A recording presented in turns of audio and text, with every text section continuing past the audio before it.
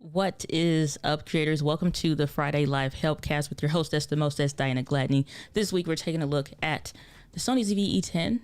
You guys know it has USB live stream capabilities, but we're doing something a little different, unreleased at the moment, so keep it on the low. You know what I'm saying? We're going to take a look at that.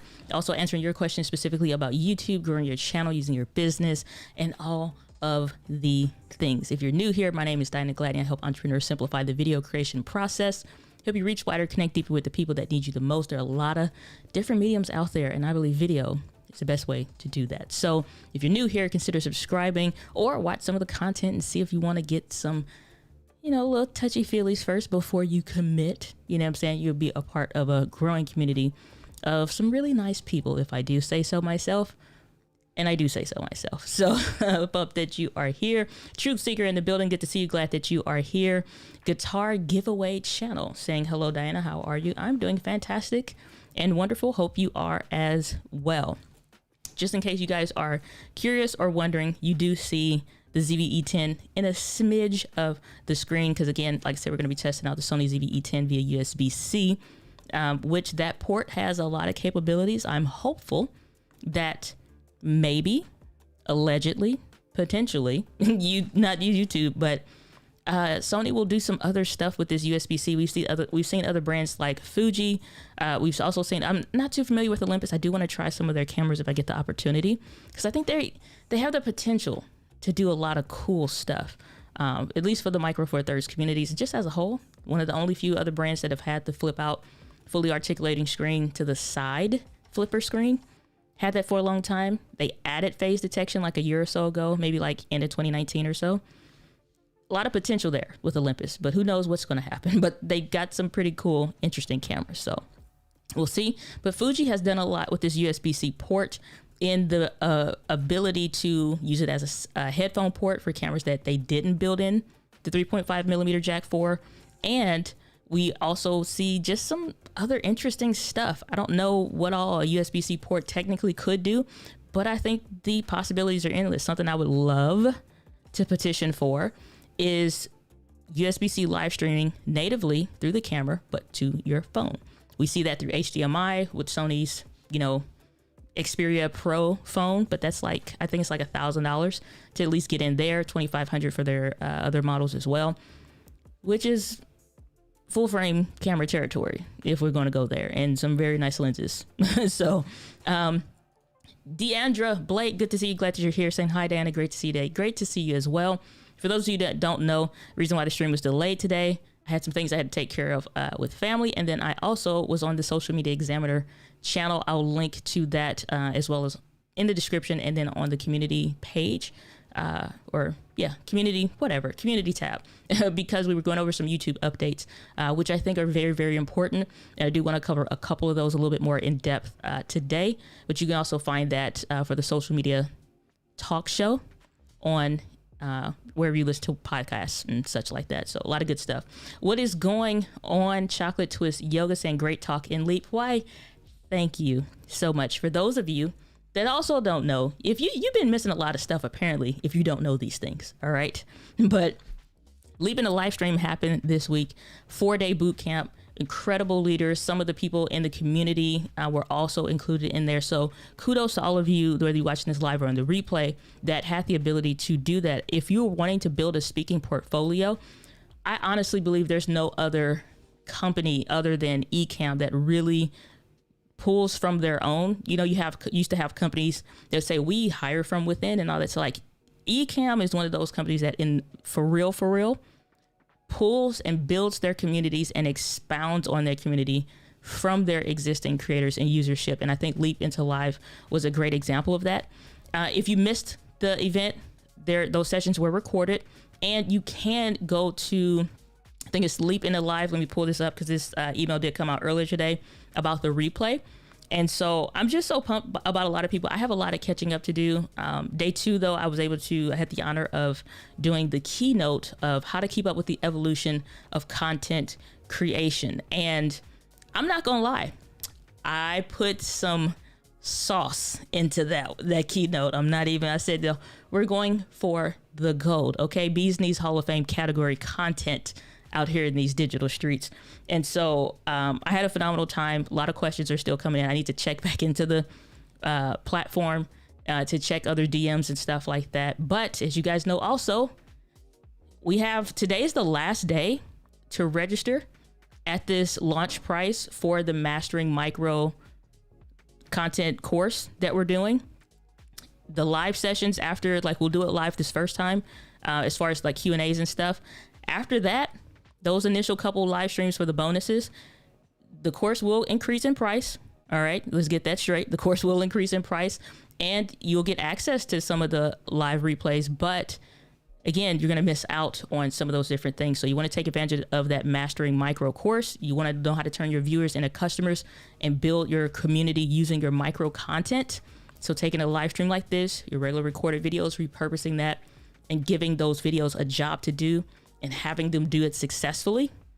Go to masteringmicro.live. We'll play the ad a little bit later or something like that. But thank you, Chocolate Twist Yoga. I appreciate that. Tony Piper saying, hi, Dan, I love your contribution to the Ecamm Bootcamp this week. Why, thank you, Tony. I appreciate that. Sammy Superstar in the building. Good to see you.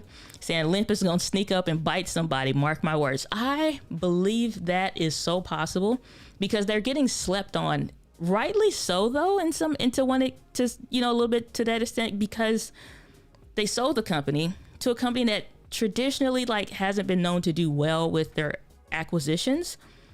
But I think the Olympus brand as a whole has been well loved by travelers, obviously photographers as well. And I think Micro Four Thirds has a unique niche lifespan. And I've loved Panasonic.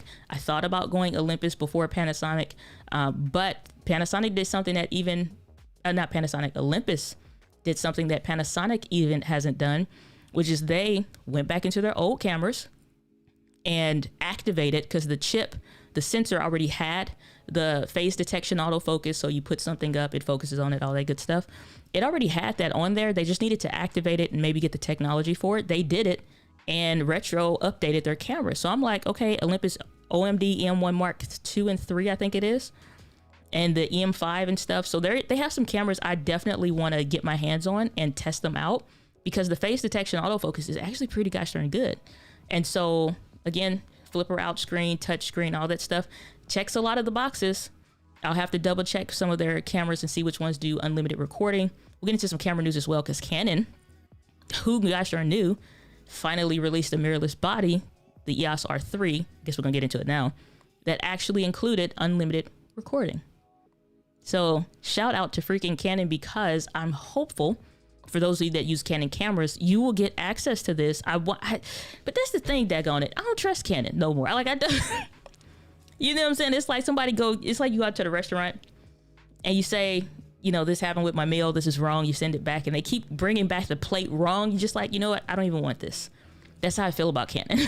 But I am hopeful, gosh darn it, I am hopeful for maybe they'll add an APS-C lineup to the RF lineup, and M50 Mark II, maybe M6 Mark II users or 3 users will get access to this unlimited recording. I'm thinking the threshold will probably be $1,000 for a camera, but if it has unlimited recording, all the different things, then at that point, I would love to recommend a camera like that to the community if it makes sense. But the R3 comes in at $6,000. And I don't know about you, but out here in these digital streets, that particular body is not well suited for the work that we do as entrepreneurs and creators. But I would like to see, and I'm very curious to see what cameras they'll include unlimited recording. So let me know if that was something that Canon dropped, $1,000 camera, unlimited recording. Because it's Canon, it'll probably be 4K 30 frames per second.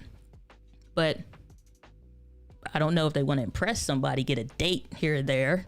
4K 60, hopefully 1080p 120 frames per second. Is that a camera that you would get? $1,200. Let me know in the chat. Graphics tutorial saying, good evening, Diana. Good evening, everyone. Good evening. Good to see you. Glad that you are here. What's going on, David Hunt? Good to see you. Glad that you're here. Saying, glad to catch another one. USB-C is a step up. And another major reason I abandoned my A6600 and stepped down. Oh, my poor baby. She just been sitting. I'm like, we're just gonna make sure you don't get dust on you. That's all. We're gonna use you, for other stuff. Like, we got plans for you, hun. And she's like, but you keep taking that other camera out. And I'm like, this is how it works. Okay, this is how it works. But talking about the Sony, it is actually pronounced Sony ZV-E10 USB-C. Let's cut over to that camera that you can see peeking out on the side there. This is the USB-C, but not through the gosh darn USB-C, through their whatever crap that they use. Not, I take it back. Not crap, but whatever freaking Sony has. Was like, I don't know. It maxes out, I believe, at 720p, but we ain't in no gosh darn 720p. We're over here. This one particularly I'm testing today, 1080p, 24 frames per second, which is equivalent to what I would use on the vlog, the Being a Creator series. I'm looking at the wrong camera. I need to look here. Being a Creator series. I'll do some stuff in 4K, some stuff in 1080p, but this is in 1080p, 24 frames per second. I wonder if I could, we'll do this in real time, and I'll let y'all know if I break something. Because you can get access to the menu, which this looks crazy to y'all, but I'm changing the menu. You just can't see it. The switch. Shibuya. 4K. Now we're in 4K, 24 frames per second. Who wants to guess how we're doing this? I'm not going to tell you. Maybe. If you bribe me, I'll do, you know. We're not above bribes over here. No, just kidding. Now we're in 4K, 24 frames per second over here on the Sony ZV-E10. And you can, let's just keep testing things. That's what we do around here. And now we're in product showcase mode. So if I want to test, since we talked about the A6600, my baby, my favorite camera, asterisk, product showcase. So this is my eye. Let me put my hand down. And the mic, come back to the right here where my face is over here. This is the only thing with product showcase mode. All right. This is not the product. I am the product. All right. Until I show you otherwise. Gosh darn it. Sony ZV-E10. This product, face not in. So you see the eye is not being registered. And we see product showcase mode here. We pull it down. So I'm noticing this because the way product showcase works, and like, let's bring this back to me, come back to my face. My eyes are up here. Sony ZV-E10, and you get it together. And I do have some requests for a firmware update, Sony. So if you watch this, we got to talk. All right. And I'll let y'all in on a little secret of some stuff I found in the ZV-E10 that I'm not a fan of that needs to change. So that's the thing. This is a type of, the product showcase mode is a type of zone autofocus. So where you see those little tick marks, you won't see it obviously here because it's a clean feed, but it's kind of like a zone autofocus. So if you have the A61, 64, 6600 cameras that don't have product showcase mode, if you put it in a zone autofocus, you can kind of mimic a product showcase mode that is maybe not as sensitive to this specifically, but it's a thing that you could do. Okay. So what happens is it's going based off of what's within this range and then what gets pulled up, which is bananas in how they have factored this to work. But now I put this away and you see that it's actually focusing on the microphone. You can see all of this clear. And so for me, I'm just like telling it like my face is back here. All right. I'm like, so at that point, this doesn't work. Maybe if I had the mic to the side or something. And then, okay, so that works. So I think it's something more about proximity to the lens, what's closest, obviously. You got something, you bringing it up, then you know what I'm saying? So product showcase mode, don't stay in there for live streaming probably. Just turn this off. Don't stay in product showcase mode if you are live streaming because you're looking at you having to focus on the microphone and that's not what you want to do. It's not how you want to be out here in these digital streets. And we're still like, come back. We're here. My face is up here. It's over here. All right. Still, did I actually turn it off? Find yourself. You got me doing weird stuff, hand signals and all of this. Get it together, ZV-E10. But that's the other thing. So I'm gonna go back in 1080p. Gosh, this is why we needed the freaking IR remote that they didn't put in this camera either. I want that IR remote. Okay, now we got eye autofocus back. Goodness gracious. This is the remote for those of you that asked. We don't have product showcase mode on right now. It would have been helpful 30 seconds ago. This is the remote that we're talking about when I use it on the other cameras, A64 and 6600 specifically. That infrared remote that Sony has, it's like $20 or $30 on Amazon. I'll put a link after the live stream in the description, or I could do it now and get it over there in the chat eventually. But what happens is this little marker here, you'll see this on the A6600 body specifically. That's that infrared signal there. And so all I need to do is point the remote, zoom in and out, clear image, zoom, and all of that. This camera doesn't have that. It does have NFC near field communication, as well as Bluetooth connectivity. So you would need a Bluetooth remote. Ulanzi does have one that they had come out, and I didn't check out fast enough. Go back the next day and it's gone. It's completely sold out. So that's a thing. But courtesy of freaking Small Rig, we have some gifts that will be coming out with an asterisk. I'm not under NDA, but we'll see what comes in the package, but we'll see. So some gifts coming there. What is going on, Devin Chambers? Good to see you. Saying, how are you? Great job this week. Why, thank you so much, sir. I'm doing fantastic and having a wonderful week, and hope that you are also. So I'm glad you enjoyed the Leap session as well. Sure. Let's see. Hi, Dan. I got my ZV-E10 last week, and I'm thrilled with it. I have the A6400, but it was just too much camera for me, so I sold it to get this one. That is awesome. Well, congrats to you. Let's go get you some props there. Good for you. I'm glad that you're enjoying it. I think exactly what I thought initially about this camera. It's the same for after it has come out, and it's always like the thing, is this just I like it and it's new and that's why I'm enjoying it more, or is it legit, good and the use case for it? And I've been through this enough with enough cameras, probably own like something like 16 different cameras at last count, just from testing, trying, and owning, like literally owned that many.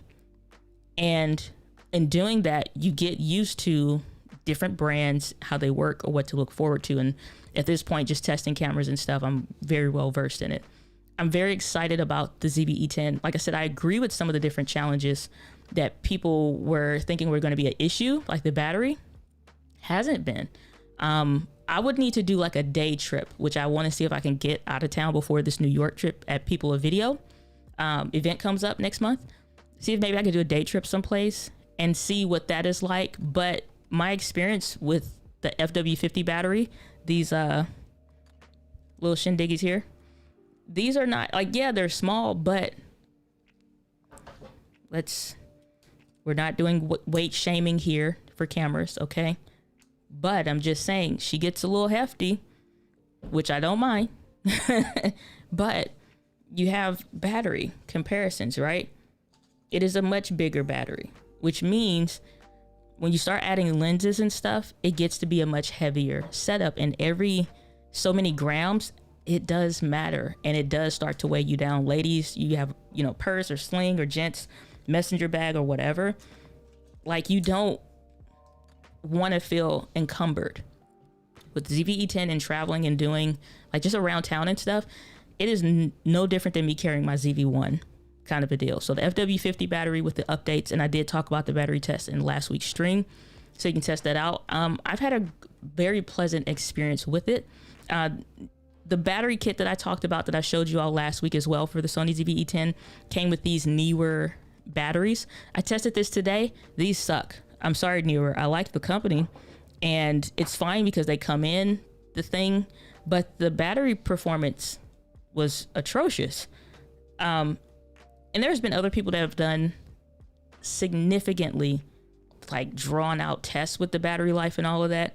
I am not one of those people that's going to like go buy 30 of these things. Just get the Sony branded battery, get you one other one, get you the K-Star battery adapter, and go for the gold. Enjoy your life. I got a battery bank. My bag is back there. Where is it? It's somewhere. There. So my battery bank and stuff like that, because like I said, I was out earlier. K-Star battery charger, one other Sony battery, and a USB battery bank that I keep anyway because of how much I use my phone for work and stuff. Charge my phone, charge that. By the time one is done, the other one's fully charged already. Swap them out. And I just keep swapping those two as I need to. But I'm not finding where it's like you need 37 different batteries or whatever. So my thoughts, at least. Let's see here, saying, oh no, say more about the micro content. Say more about it. So let's see here. The Mastering Micro course, the promotion ends today. It'll become available in a couple weeks, like where you can purchase the recorded version of it. This one is just going to specifically include live stream elements, Q&As and stuff like that. I don't care how big or small the group is. We're rolling with whoever signs up for this because I'm committed to doing that. Let me see. Screen share. All right. So this is the Mastering Micro course. The video, like I said, I can play some of that. It's only like 30 seconds or something like that. But on this page, you go to masteringmicro.live. But this course is available. Help you create social media content. It turns your viewers into customers. Also, more specifically, we're going to be diving into the how. How do you actually pull good pieces? How do you read your analytics? How do you go through and figure out what the heck to do? We got 8 hours at the time that I'm doing this now. 8 hours left before this goes away. I'm not selling it at this price anymore. The price is going to go up, and you have some details and stuff like that or what have you on here about it. But over the course, we're going to go through these different ones. It's only going to be about 2.5 weeks, and then it'll become available a little bit after that. You can buy the recorded version at a higher price, but you won't get the live stream access. It'll be a regular course that's available on the site, which is still going to be tremendous value, but you just won't get any bonuses. So we'll do a content review and analysis, not happening in the recorded version. And then Q&As, obviously, and things like that, but actually take a look at what's going on behind the scenes, and also like looking at your content. How could we edit that better? How could we make what you're already doing better? What does your analytics mean? Can you actually take a look at the analytics and determine what things to change, what things to start doing, and what things to stop doing?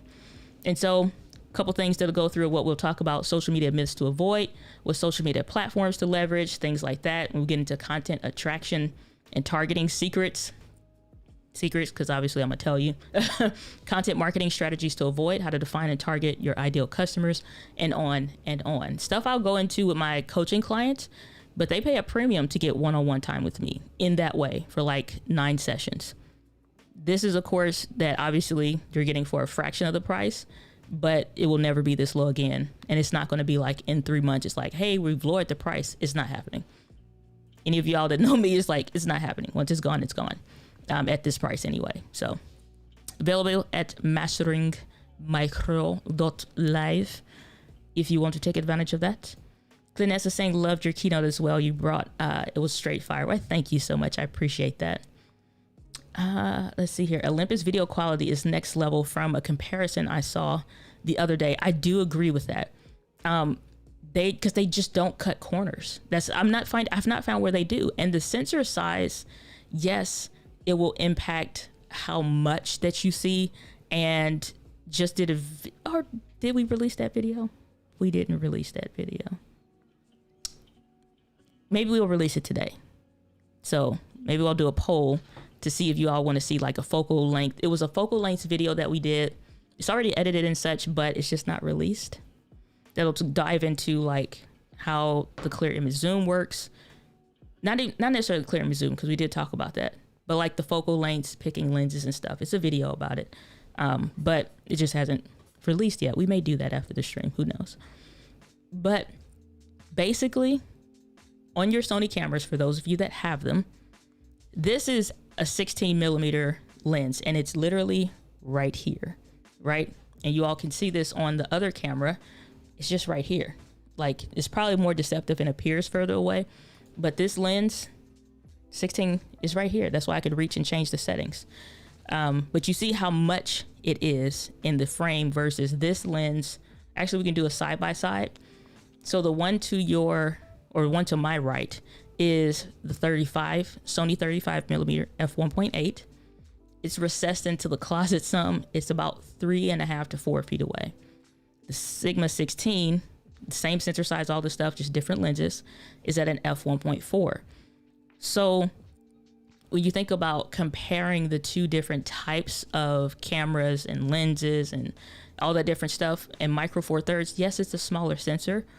Where that comes into real application, I've found the same recording space, different lights, but about the same lighting, where I could be on ISO 200 in my camera. So ISO, for those of you that are new to video stuff, deals with light sensitivity.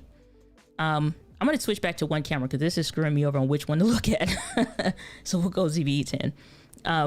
Light sensitivity, or ISO, on your camera. It's in the bottom right of your camera screen. Whereas I can be at 200 and at f1.4, maybe I'm at 600 on the ISO on a Micro Four Thirds. But if the sensor's not crippled, which Panasonic and Olympus do a good job of not doing, you're going to get great quality. They make fantastic cameras. Panasonic just need to get their autofocus together, which some rumors about a camera coming out about them doing hybrid autofocus. We may see that. It depends. Olympus already been doing it. So we'll see. We shall see. And how that rolls.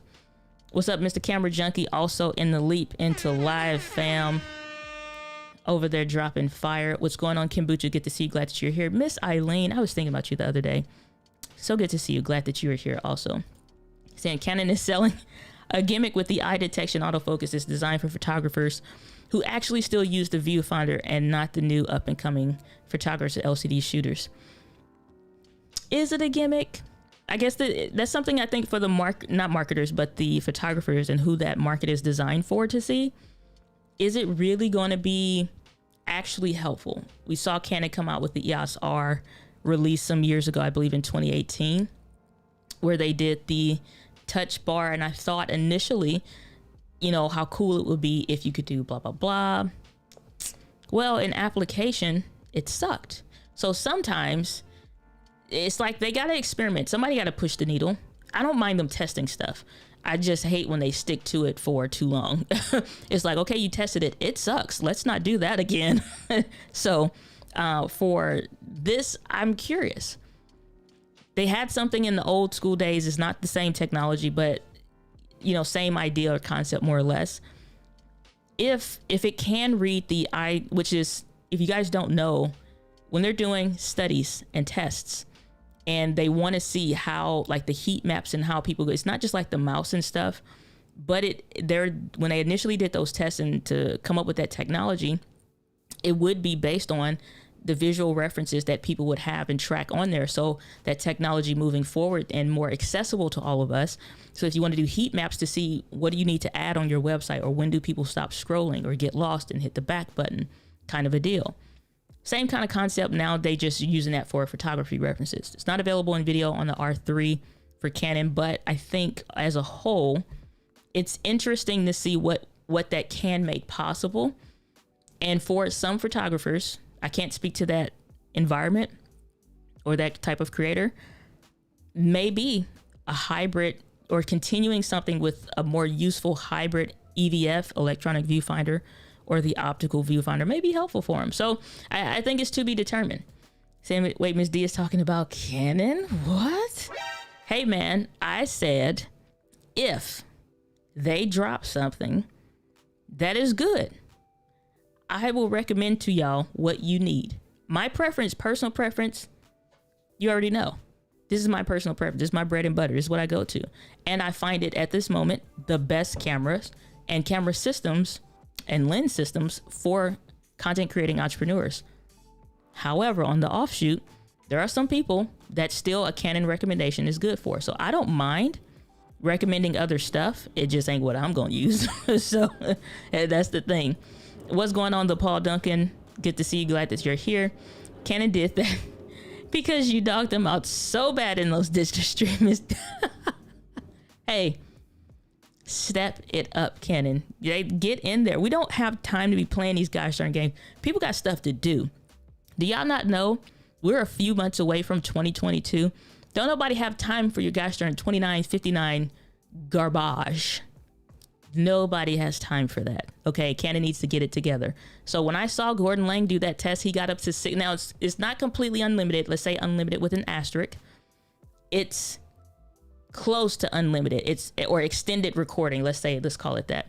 Because I think even obviously there's no such thing as truly unlimited where it'll always go for forever and ever. But I think that Potato Jet tested the A6600 and that was something like 19. It was like 16, 19 or 23 hours somewhere. I don't even know why. I can't figure out which one it is, but it was super long, almost a day or almost but it's a long time. Okay. So that's unlimited recording because I don't know what y'all finna be doing for that long, but okay. Even the longest conferences I've done is like maybe 12 hours, 6 to 6. Yeah, 6 to 6. And even then it's just like, what else are we talking about today that we can't wait till tomorrow? Now, Canon can go for 6 hours straight. And that's without overheating. I think the overheating symbol did come on, if I'm correct with Gordon Lang, but it didn't stop and it didn't hinder it. So it's like more of a notification. But that's a much bigger camera body with that built-in battery grip at the bottom. I'm curious if they'll be able to pull that off.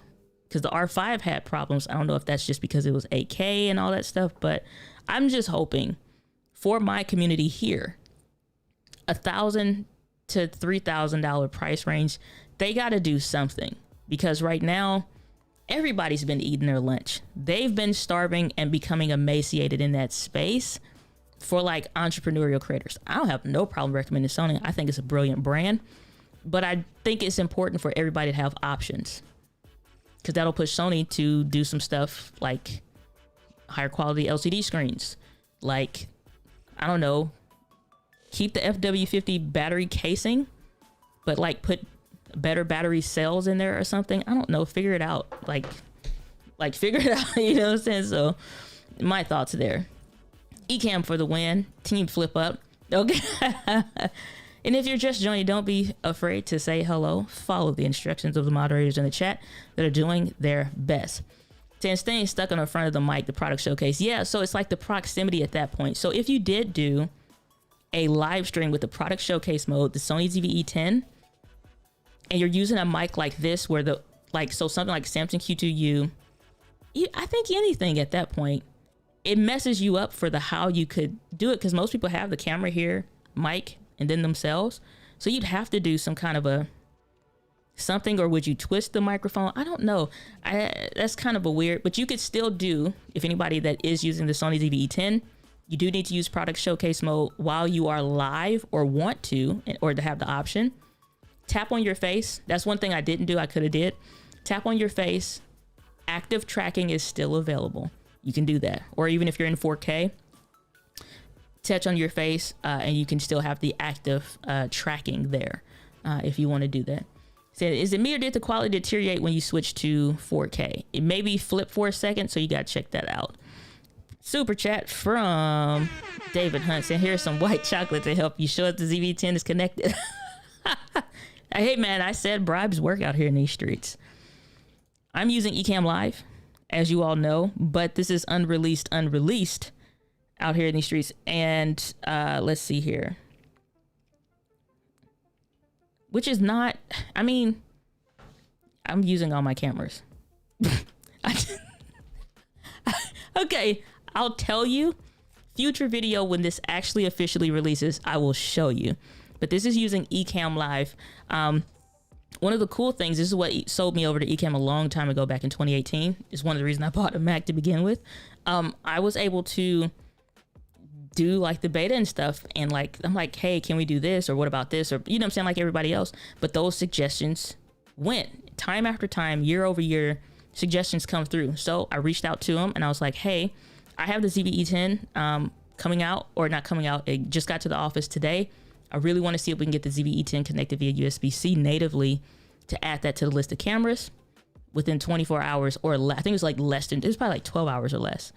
We were already able to test a beta version of the program to see. So this is something that will be coming to Ecamm Live, native integration at 4K via USB-C.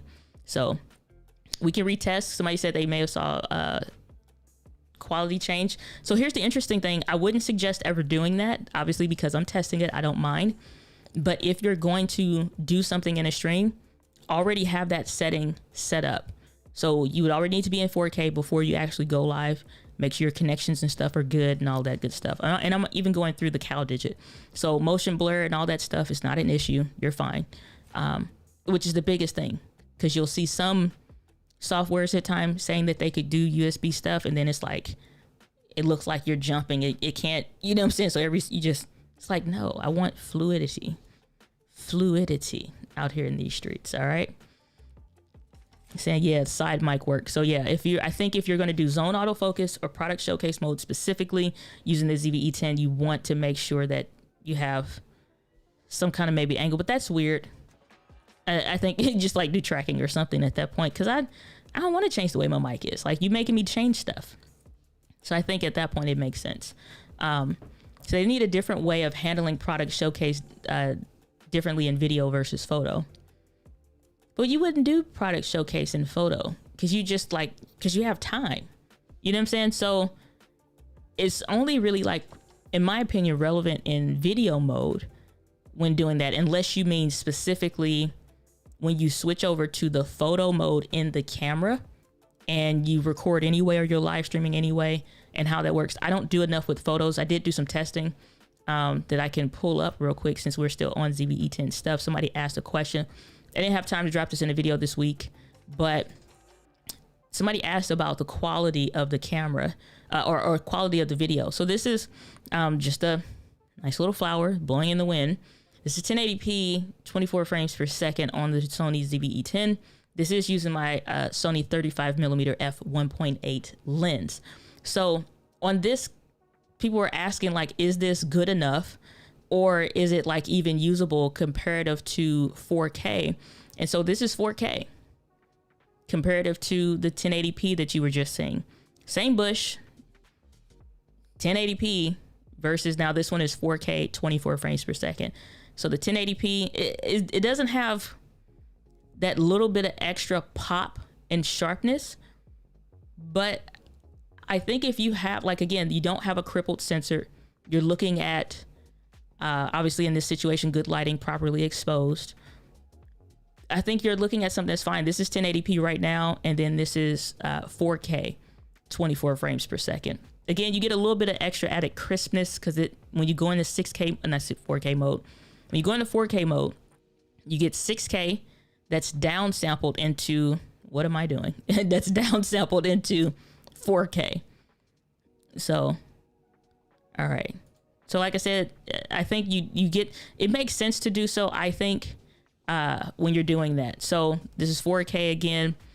Also, people were asking about, like, stuff with the stabilization. So this is the 10mm standard stabilization, because we're talking about the crops. We haven't talked about that yet. Should be more videos for next week, and then obviously over the next couple weeks with the ZV-E10. And so you can see the width of just a 10mm standard stabilization. You do not get any crop in standard stabilization. It's the same as if you turned off stabilization altogether. However, when you go into the crop mode, and, well, it doesn't crop mode, but you go into active stabilization at 10mm still, you still are in the frame. Now, if you skinnier than me, you're gonna look like it's gonna be more frame. So let's not get it twisted. But so if you a itty bitty person, you're itty bitty man and or woman, then more of you or more of the scene will be visible. But if you, like me, you know what I'm saying, you want to get more around you or something like that, the 10mm is going to be a little bit better, at least in my opinion there. But now, in my experience, I have to look back at the footage for real some more, and, like, but for what I see, even for other people's videos and the clips that I've recorded recently as well, active stabilization, I don't think it's, like, meant to be on 24/7. I don't think like that. I think it's more, in my opinion, in experience with these, it works fine on the ZV-1, works better in my opinion. But on this camera, it's more or less like you need to hold it steady and like maybe pan or do some stuff like that. Then at that point it's like, okay. Or you do plan to do something and you got to go and run and catch a bus or catch your flight, is most of my experience with it. Active, because it's like going in sport mode when you're wearing Crocs.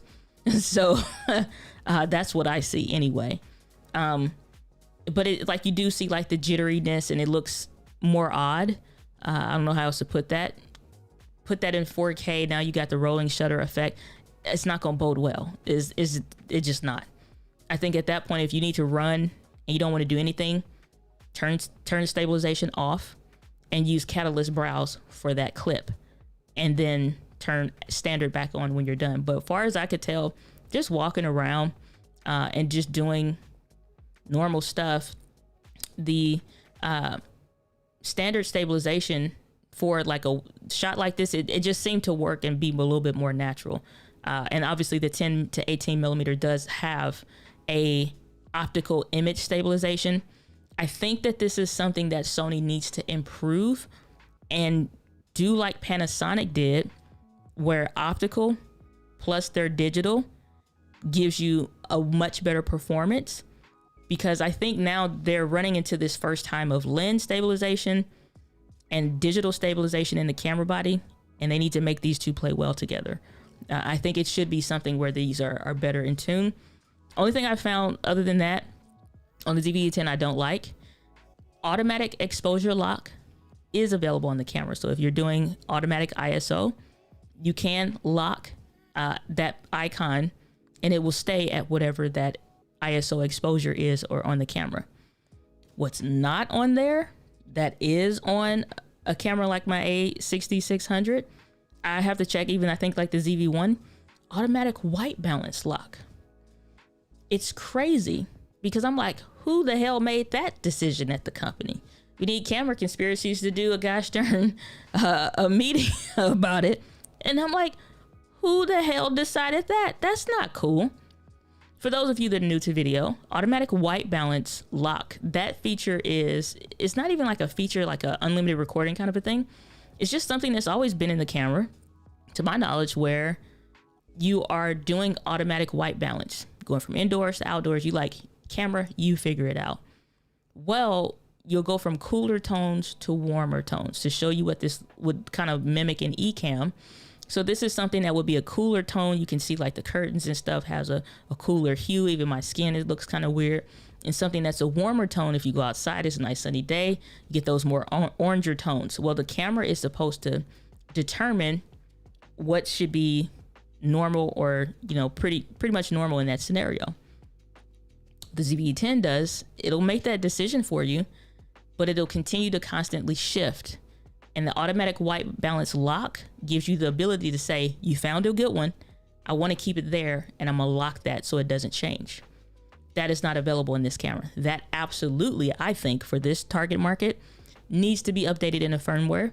And the other thing that I mentioned last week about the camera, which is the radical shifts in the ISO when you're in automatic ISO. I don't do like the aperture or shutter priority a ton. When I do, I use shutter priority, and most of the time I lock the, or I set rather, I'm still in manual, but I'll just let the auto ISO do its thing. Shutter priority if I'm going out and vlogging and I don't want to think about nothing. I'm just like, figure it out. I got to catch a plane. At that point, if I get in the scenario, I'm sitting down at the bar or something, I'm like, okay, let's lock this real quick while I'm waiting for, I don't know, your dinner to come out or something. And I'm like, okay, that looks pretty good. Let's lock that one. I don't want to carry around a white balance card or Gerald Undone with his shoelace and stuff. Like, I don't want to do that. And I don't want to do it in post. I think the auto white balance lock, though, is a miss here on this camera. And unless you're, again, into the Sony camera stuff and you're used to using some of this stuff, you won't even ever miss it. But I think it is something that will be helpful once you take this community that's new to video and you start educating them about how to get the best out of this camera. That is something I would love to introduce that I can't. The automatic white balance lock is important. Automatic exposure lock is there. So I say petition for a firmware update that included. The ISO jumps radically. Go from 1,000 to 2,500. like that, not incrementally, but just jumps. Who came up with that idea? That sensitivity needs to be adjusted immediately. Sony, let's get it together. So, so Ms. D is flagging in those areas. Got that right. So does the Bluetooth remote work a la ZV-1? Yeah, it does. It definitely does. Sent Usher board. This says, please come into the sanctuary. Do not go over there. Stay right here. Please have a seat at your early set it on down. But yeah, the ZV-1 Bluetooth remote does work. Ulanzi's Bluetooth remote will work on this camera. They're just out right now. I'll probably put something in the community tab when it becomes available. It's $53 on Ulanzi's website right now, but it was $39 on Amazon. I was just waiting to see what else I had forgot to add to cart, and jeez Louise, I'm telling you. So while I'm going through the comments here, I was waiting for, what do you call it? The screen protector to come in. The ZV-1, ZV-E10, exact same screen dimension. So if you have the screen protector for the ZV-1 and it came with multiples, you can use that exact same thing and it will fit perfectly for the ZV-E10. They're exact same flip out screen. But the one that is out there, if you see that 0.3 millimeters, I'm going to put this up on Amazon because like it annoyed the hell out of me. And I just think it's easy for you not to spend your money on that. But if you look up the Sony ZV-1, or even, I think I'll do the ZV-1 because I don't think they have it specifically marked for E10 screen protector. You'll see quite a few brands out there that'll say 0.3 millimeters. That's not what you want. So let's go here. This one, like, right, this is the one I got. These are cool, but this is the wrong size. This is not for the ZV-1. What it's going to cover is the frame that this will cover. Actually, hold on. Like, it's hella, it's not even up there. That's too much. What it actually covers is something like this. It's not even for like the A60-100, or it's the wrong size completely. So this nice cover and the bubble levelers that fit in your hot shoe is very nice for whatever camera that's made for, but the ZV-1 and ZV-E10 is not it. I'll probably do a link in the description or chat for where you can get the ones that actually fit, that are cool. But yeah, so that's my thought on that. Is a rolling shutter problematic? No. My experience, no. Mostly because a lot of what I do is talking head, but on the offshoot that I have done something and it is in 4K, this ain't normal in the sense of what the average person that is a creator is doing. You're not doing that. And when you do, you're specifically whipping to something so you don't care. And a lot of people have used whatever happens in that crossover, that blur, to switch to a different angle. 4K rolling shutter has never been a problem when I'm panning for something, unless you are getting into sports maybe and you're recording something. Then at that point you will probably run into that issue where that's a problem. But they definitely need to fix that. Like, for whatever their next APS-C camera is, I don't want to see that again. Like, flat out, I just don't want to see that anymore because it's old and it needs to be fixed. And not even just fixed, but like a new sensor. But in normal use case, it's never been a problem. Like, since 2019 I've been using Sony cameras, never been a problem. The original Canon M50 in 4K had the same issue. The few times I was shooting 4K at that time wasn't an issue either. But I mean, I think, one time, A6400, a door was opening. And so because that's a motion to where the sensor is scanning from the bottom to the top, which is why you have the rolling shutter to begin with and why it looks like that, it's the sensor scanning the image or whatever and the readout. And so the door became like, it was very noticeable. Like, and I'm like, no. In Final Cut Pro, it's a rolling shutter feature or setting in there. You check it. It analyzes the scene, straightens that out. End of story. That's the only one time I've had like where something a shot I needed for a specific ad clip that we were doing, needed it. Past that, it's never been a problem for anything. So it depends on what you're doing. So after I typed that question, and that didn't make any sense. Thanks for the value information. ZV-E10 is my first camera purchase, so I am a sponge, learning as much as I can. Oh, we have a tremendous amount of content dropping for the ZV-E10 for sure. So, hello, online order. Good to see you. I'm a photographer, and I'm really confused between the ZV-E10 and A6500Us, currently using a Nikon D5200. Okay, so what you're looking at between the ZV-E10 and the A6500 is at the time, because the problem with YouTube being evergreen content, like stuff stays good for a long time, forever. You can watch a ton of raving review videos about the Sony A6500 from years ago, and it will seem no different than how it is right now, which is relevant and good. However, technology has advanced quite a bit. That camera didn't have, A6500 is what I'm speaking to now. It did not have unlimited recording. It would overheat. It did have, internal stabilization. So the sensor didn't have a digital or whatever. It had this stabilization on the sensor. So that was cool. I don't think it had a headphone port. If I remember correctly, it didn't have a headphone port. But it was cool. It had introduced eye autofocus in photos, which was fantastic, and in videos, I believe, as well. So at the time, stellar camera, incredible.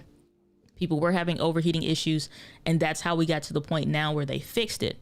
So moving forward, yes, you do miss out on that actual stabilization. You'd have to go into a camera like the A6600.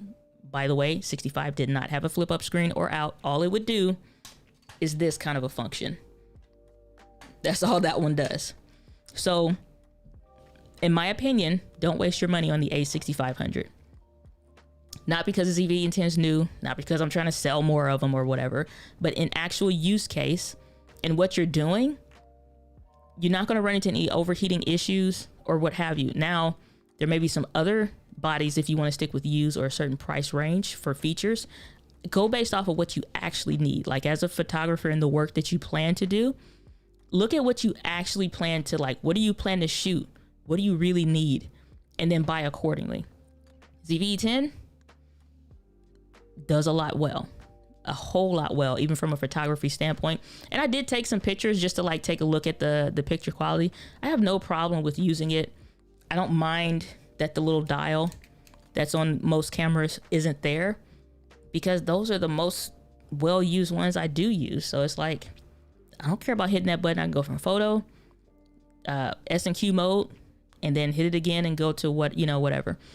I don't mind, like, at all. Like I'm not missing. That's my experience so far. I'm not missing when I want to take a picture, when I want to do videos, and when I want to do, what do you call it?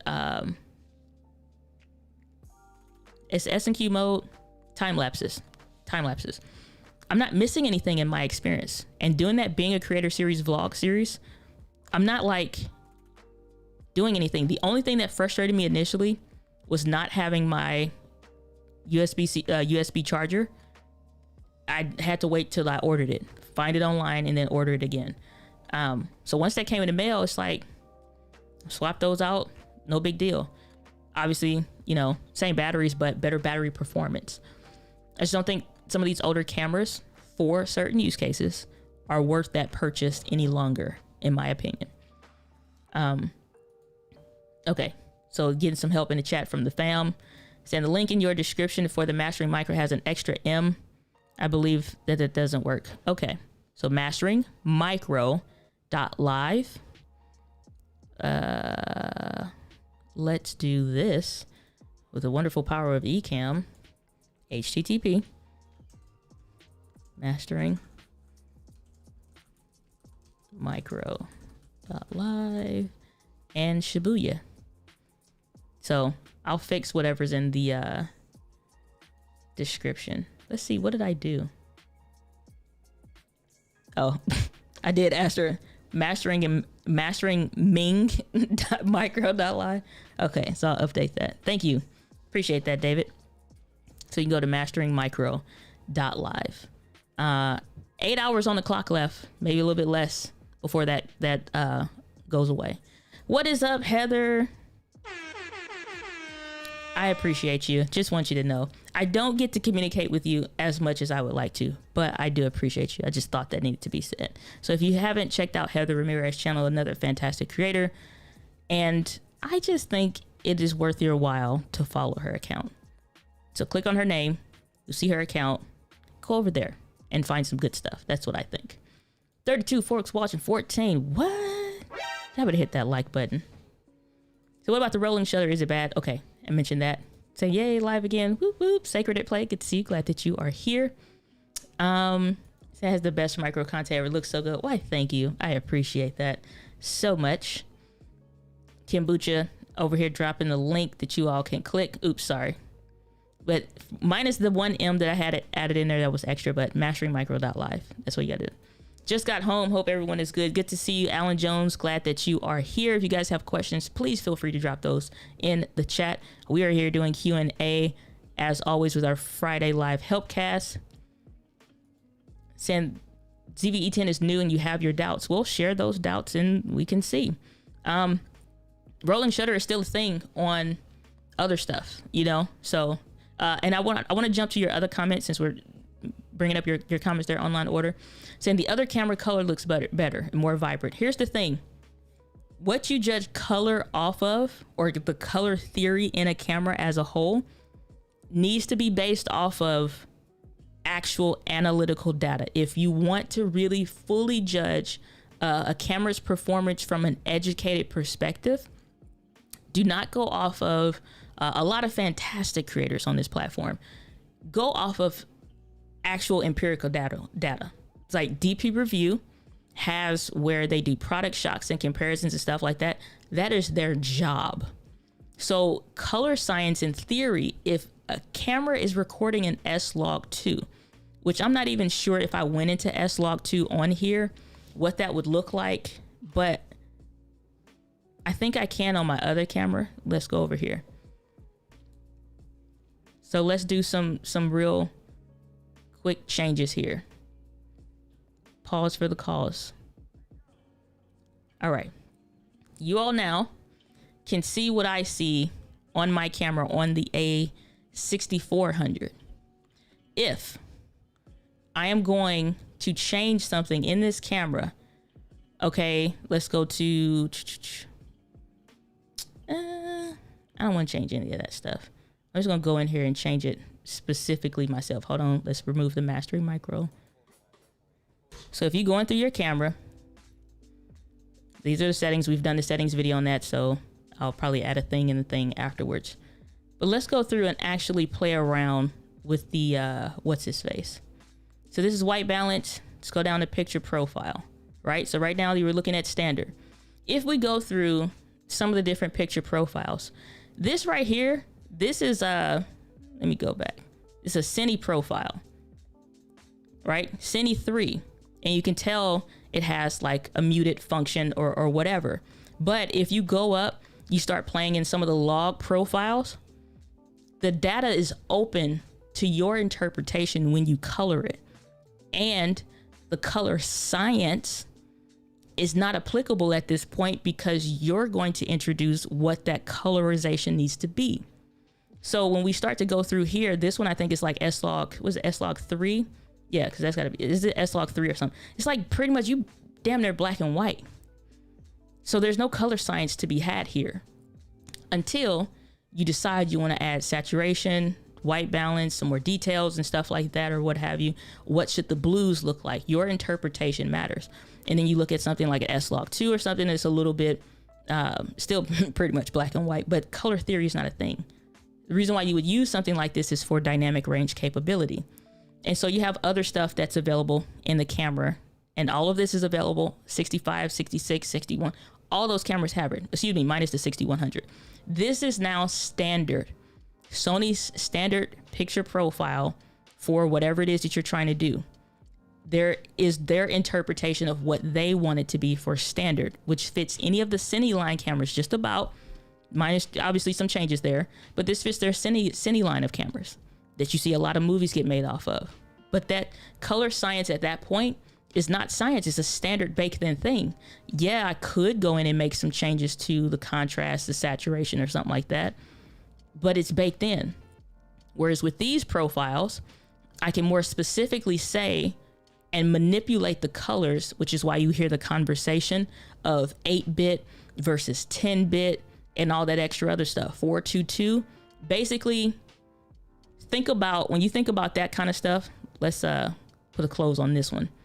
When you think about that stuff, 422 10-bit, 420 8-bit, 422 8-bit, you hear that jargon passed around on YouTube? Let me get out of here. The reason why people talk about that, it is the equivalent. Let me get back on screen first. Let me take off the HDMI stuff. All right, and this is why this remote is the bee's knees Hall of Fame and Shibuya. All right, the reason why you will hear 8-bit, 10-bit conversation, imagine having 4 crayons, and those are the only 4 crayons that you can, like, you got to color your picture with 4 crayons. Or you get that massive box from back in the day with the sharpener on the back, bee's knees Hall of Fame, right? And it's got like 78 crayons in it. You can make a much more nicer dynamic picture because you have more shades of color to work with. When you look at 8-bit versus 10-bit, it's not that drastic, but it does make a difference. That's why you hear the conversations of 8-bit versus 10-bit. You have more colors to get more dynamic in the shading of when you pick and what you want stuff to look like. So color science, if you're comparing a standard picture profile for Canon and a standard picture profile for Sony, it's not really any color science at work there. It's whatever they wanted it to be that's picked. The log profiles and RAW, when you look at photography, is what you're talking about at that point. Even at RAW, this is why you see Jared Poland when he has his shirts that says I shoot RAW versus JPEG. JPEG is like the standard. You manipulate those colors too much, it's gonna fall apart.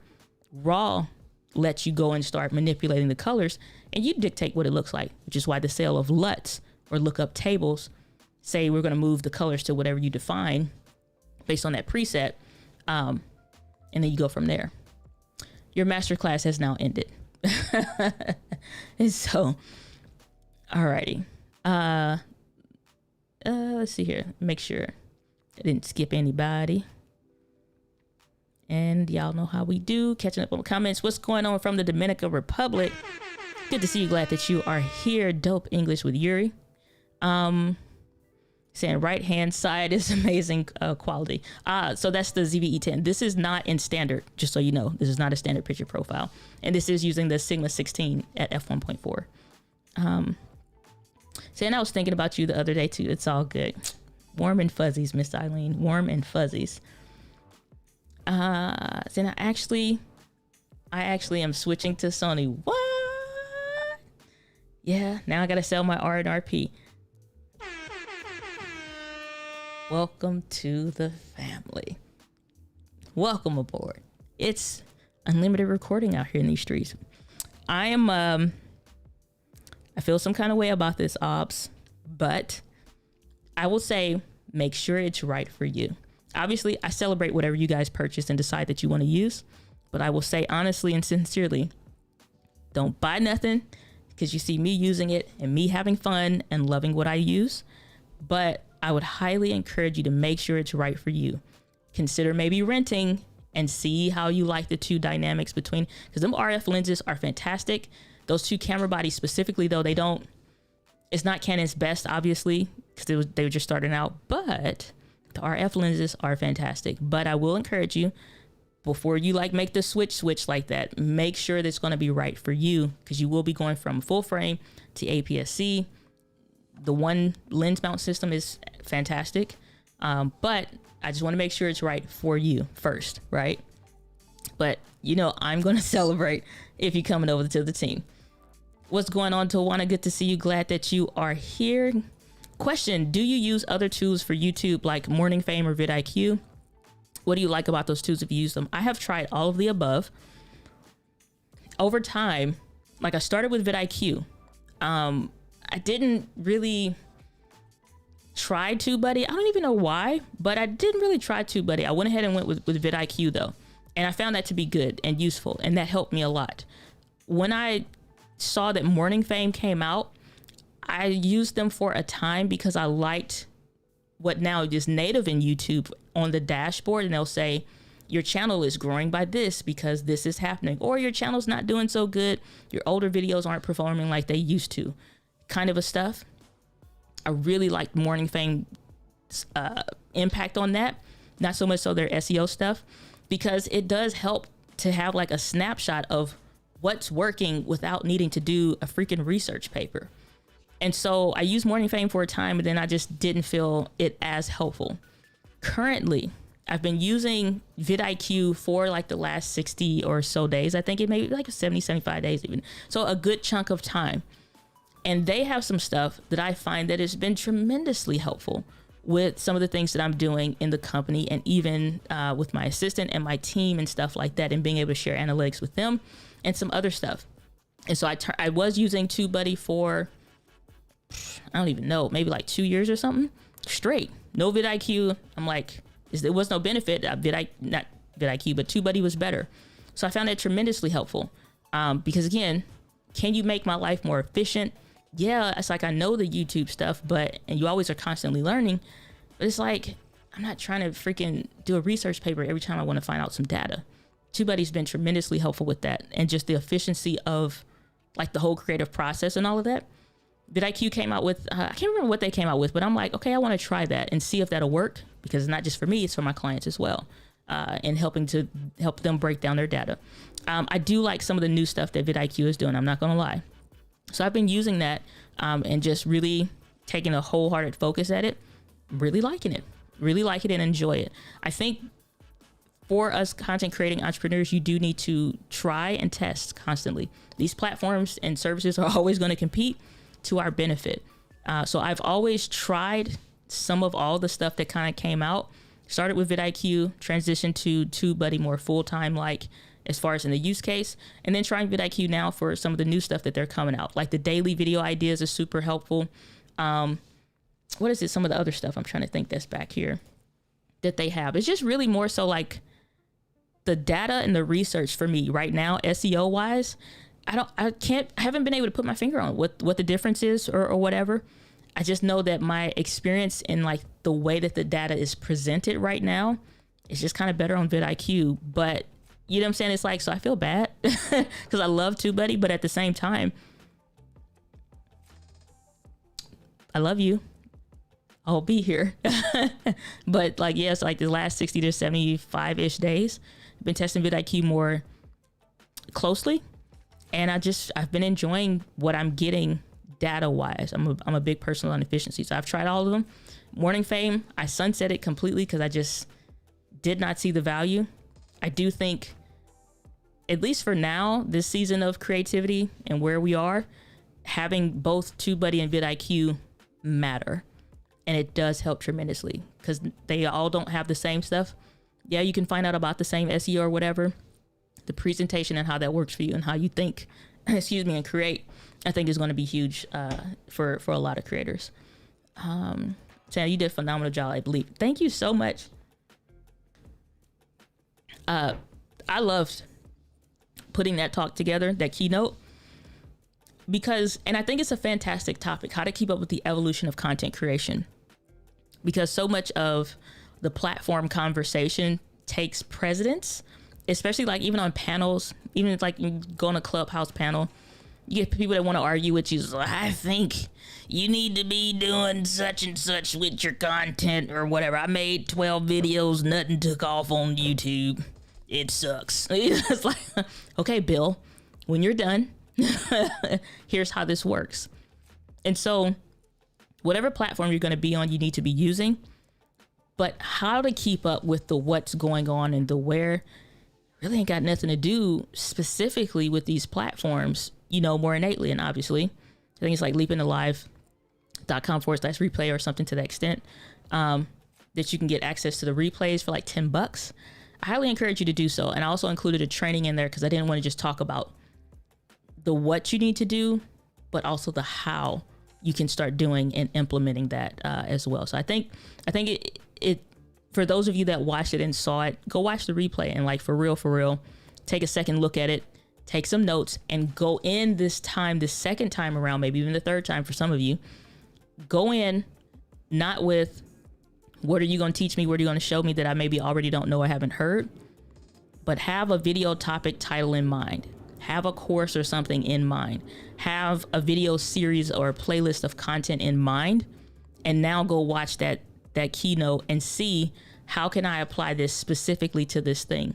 Anytime I've done that specifically with trainings and stuff like that, I find it to be tremendously more valuable to me versus just waiting for an idea to spark from watching it and stuff like that. So I think that'll be super helpful.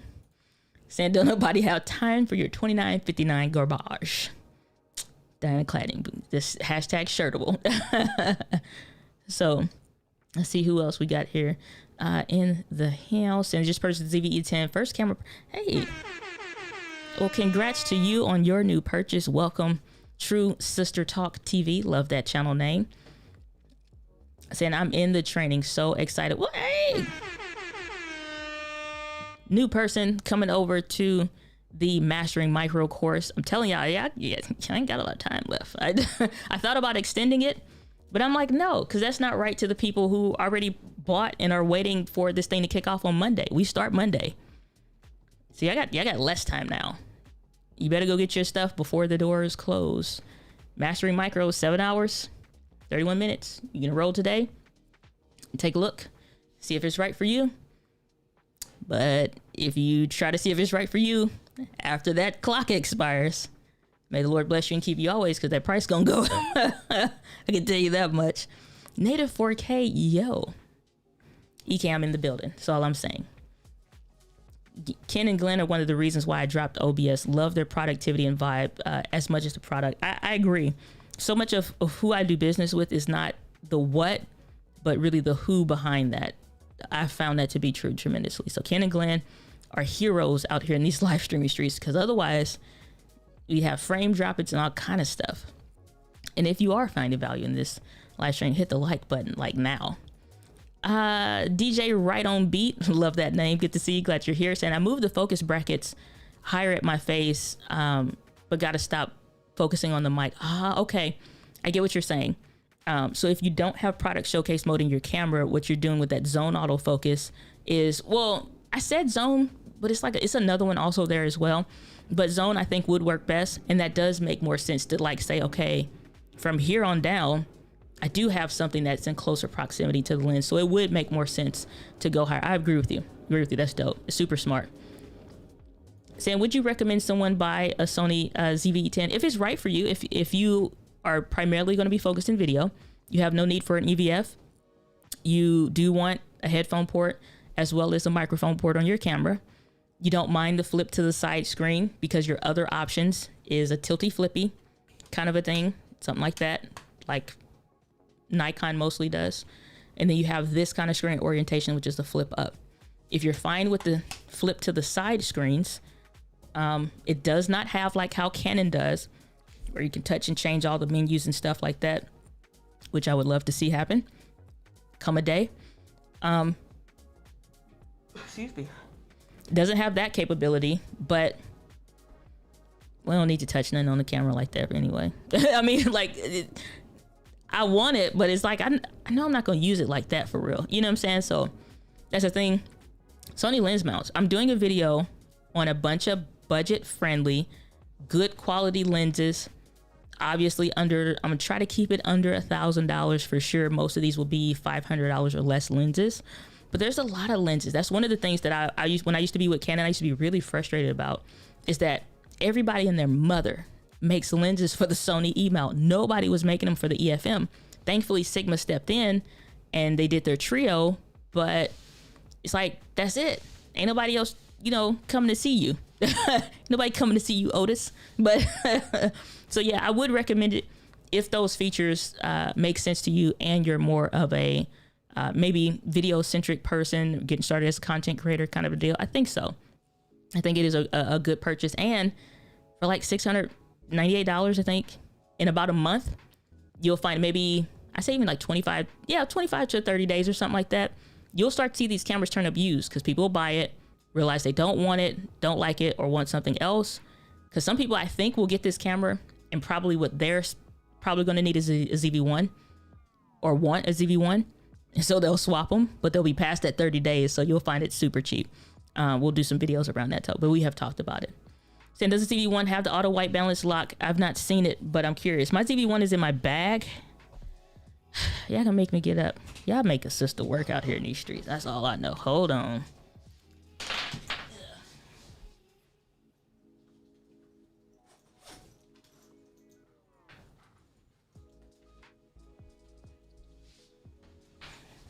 All right.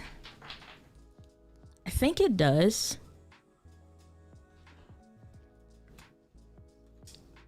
But I mostly was using shutter priority.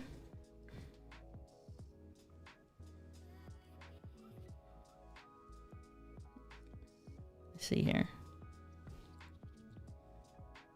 And the button layout, that's another something that I thought would be a miss on the camera, the ZV-E10 specifically. It's like, oh, I don't have all the buttons that I'm used to on it. But I found the way I set my camera up, which there is a setup video out there that'll walk you through how to optimize your ZV-E10 for video. I have found that it worked well for what they had, like the rocker being used for clear image zoom. Now I don't need the button on the back of the A6600. Auto exposure lock. I think I programmed that to the down button or whatever. That worked. Product showcases at the trash can. This button up here on the ZV-E10, your, what's that? Background to focus. I ain't doing that crap. I'll just adjust the aperture. I use that for the volume. Always have on my cameras. Use that for the volume button since I mostly do videos. That works. Everything that I want to do is done. Let's see here.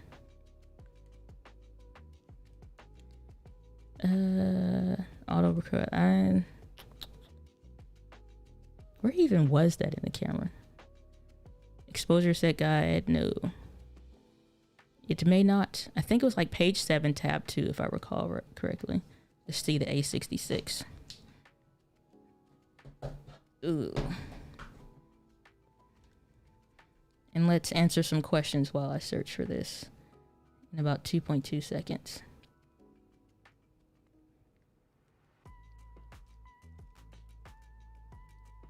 I want to say that this was on auto exposure lock. Okay, so automatic white balance lock was, it's gotta be, okay. Sorry, I'm looking through stuff on the camera. Okay, so it should be either like the first tab, just making sure it's not on the second one. At least from where I recall seeing it.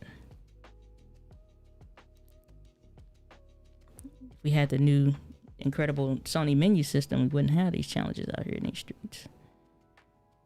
Yeah, I don't think it is it. I don't know. I may have to get back to you on that one if I can't find it. But your auto white balance stuff is usually where you find all that stuff. I don't see it off the rip real quick. I thought it did though. I don't know, but it's hard to find this in a live stream without putting everybody to sleep for about 2.32 seconds. So if I find it, I'll put something maybe in the community tab and say like, yeah, it has it, or no, it doesn't. White balance, yeah. Because your white balance stuff is on the first tab, but I don't know, I don't see it. At least on the ZV-1 at the moment. I'll get back to you on that. All right. Saying, help please. I do a 2-person indoor and outdoor interview. Do I get the ZV-1 or E10? Interviews, indoors, personally, ZV-E10. And here's why. And it's not even that the ZV-1 isn't capable, because it absolutely is. One of those events that I did from 6 a.m. to 6 p.m. event, all Sony ZV-E10s, 4 of them. Record internally, and we live stream via HDMI. And we use the A10 mini for that one specifically. No problems, no overheating, no shutdowns, none of that. Worked flawlessly. ZV-E10 though, I say, because at that point you want lens options. Most of the time people want to be close to the lens or have flexibility into how close they are or not to the camera and still have a blurry background. The fact that I can be this close, right? You see how much blurrier that's like, I'm that close to it. But even this is blurry background, whereas the 35 is recessed into the closet in order to get the bokeh that you have behind me. But for this, I'm close, really close, and you still get a blurry background. On the ZV-1, you're not going to get that. The more you zoom, also, you go from that f1.7 to that f2.8 in the camera. Okay, well, what if you want it to be an f1.8? You're not going to get that. The more you zoom, that aperture varies now. So if you want that blurry background, lens options and stuff, I personally would pick the ZV-E10 in that one just for the flexibility of the lens options to get the look that I want. And you still have clear image zoom and stuff like that. So I can use clear image zoom for those of you that didn't see the video. So this is clear image zoom. And if you'll notice, even though I zoomed in, the background blur did not deteriorate. It didn't change. We're still at f1.4. You're not going to get that on the ZV-1. You're not going to zoom also and say, well, stay at 18 or 17 or something, and then let me use clear image zoom at that point. It don't work like that. So as I'm saying, it's some stuff that this camera can do that is new to completely even Sony stuff. And I'm super hopeful for what the A7 IV is going to have. But I would say lens options, because your interview work that you're doing can pay you very well as a videographer, or even a remote producer. It can pay you very well. And so if you did want to upgrade or get something else later on, or just add to what you're using, that ZV-E10 camera will still serve you very well. So in my opinion, indoor situations, lower lit, conference-y kind of stuff or whatever, the APS-C sensor size works phenomenally. In 2019, I had the honor of shooting the Grove Video Live event, and we used 2 A6400s, but we could throw some bee's knees Hall of Fame lenses on there. That 70-200 that Sony have, holy mackerel. Things are awesome, fantastic. Include that with the tracking, and it was Heather, or however it was, I can't remember, because they would swap constantly. So who's coming on stage, who's leaving, right? The hostess comes down, Heather walks up her, and then like it switched.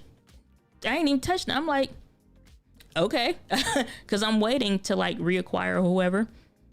Fine, and I'm using that 70-200 to focus. You'll get this on the ZV-E10 also. Also, the ZV-1 has that or whatever, but you know what I'm saying? Like it's something about having options. Something about having options. The most you'll get is 144 millimeters with clear image zoom enabled on the ZV-1. Your options are endless with the lens options. That Sony E-mount is just, it's kind of unmatched in the flexibility of it. There are a lot of great lenses and stuff. Like you heard me talk about Canon earlier. They're fantastic. But the E-mount, one mount system, the flexibility there is, you're only going to find something good like that to that extent, flexibility, like I think in Micro Four Thirds. So I think saying I want to use it as a webcam. You're looking at the ZV-E10 right now as a webcam. This one over here, it looks different and stuff because this is not, this is a customized profile that I've been using just specifically for me that I like. So this is on the ZV-E10. This over here is the A6400. And this is just a standard picture profile. No, nothing different, standard. So that's why they look different. But webcam, Merry Christmas. Even the ZV-1, it works phenomenally for that. I love the ZV-1. It's a fantastic camera. Let's see here. Question: would you recommend this on? Yep, I would. I definitely would. Saying sorry I'm late. I swear I wasn't having any dark. So help me, if you're eating dark chocolate and you're on this stream, we will boot you off. All right. The super chat.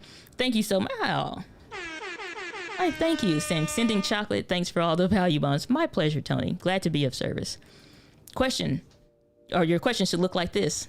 Otherwise, it's just a statement. Love that. Yep, makes it easy for me to search and find your questions. Saying bless you. My pleasure. Saying, can you explain the difference between tags and keywords? Synonymously used there, but different. Let's take a look at a video. Let's see here. I'm gonna pull this up on the Tube's U. What did I recently produce? I need to produce some more videos. Okay. Okay. So this is the last video I did. Tags versus keywords, right?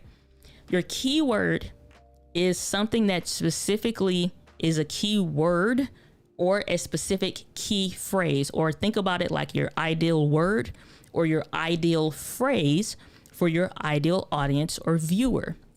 When you have somebody that is searching for something, they're typing in something that is specific to their needs or wants. In this specific video, I'm talking about clear image zoom on the Sony cameras, and I'm saying something that's a want to that person that I'm ideally trying to attract here. Turn your prime lens into a zoom lens. Prime lens, zoom lens verbiage is something that only somebody that is looking for this kind of a stuff even makes sense. Or I could have said, turn your kit lens into a whatever. You know what I'm saying? Depending on the want. The keyword or phrasing, keyword, Sony clear image zoom or clear image zoom. The key phrasing is Sony clear image zoom explained. The explained is because people search for stuff that's similar. Similar keywords, key phrases included in the description. Tags now, you said tags versus keywords.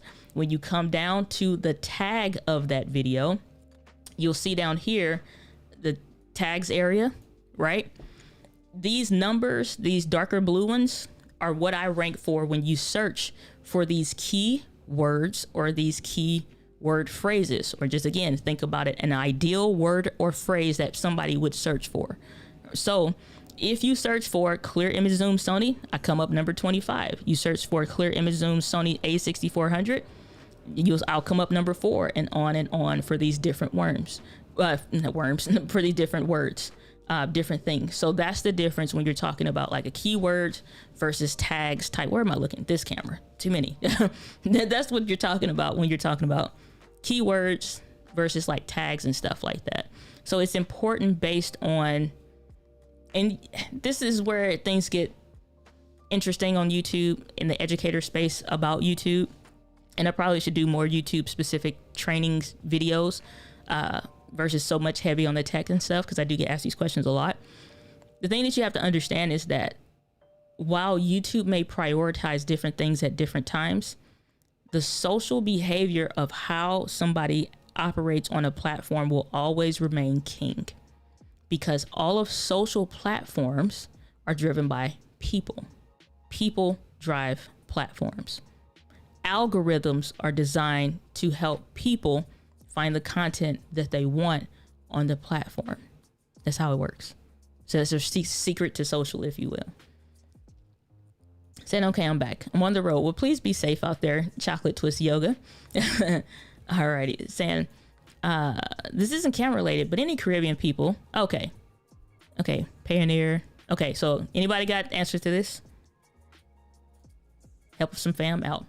Saying, oh, is it only related to... No, you're fine. You can ask whatever questions that you want.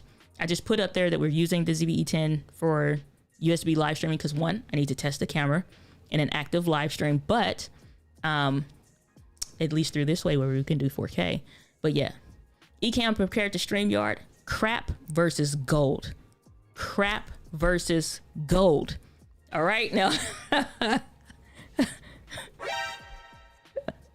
brand deals out the window. No, just kidding. But okay, web-based, templatized version of a stream, branded, specific, customized, native integration with cameras, customization out the wazoo for a stylized professional live stream, that's Ecamm. That's the difference. It's very simple. Do you want a templatized thing to where you're pretty much locked in how it operates, and you want something that's browser based, so you don't have to have any maybe computer requirements, and you can use something whatever?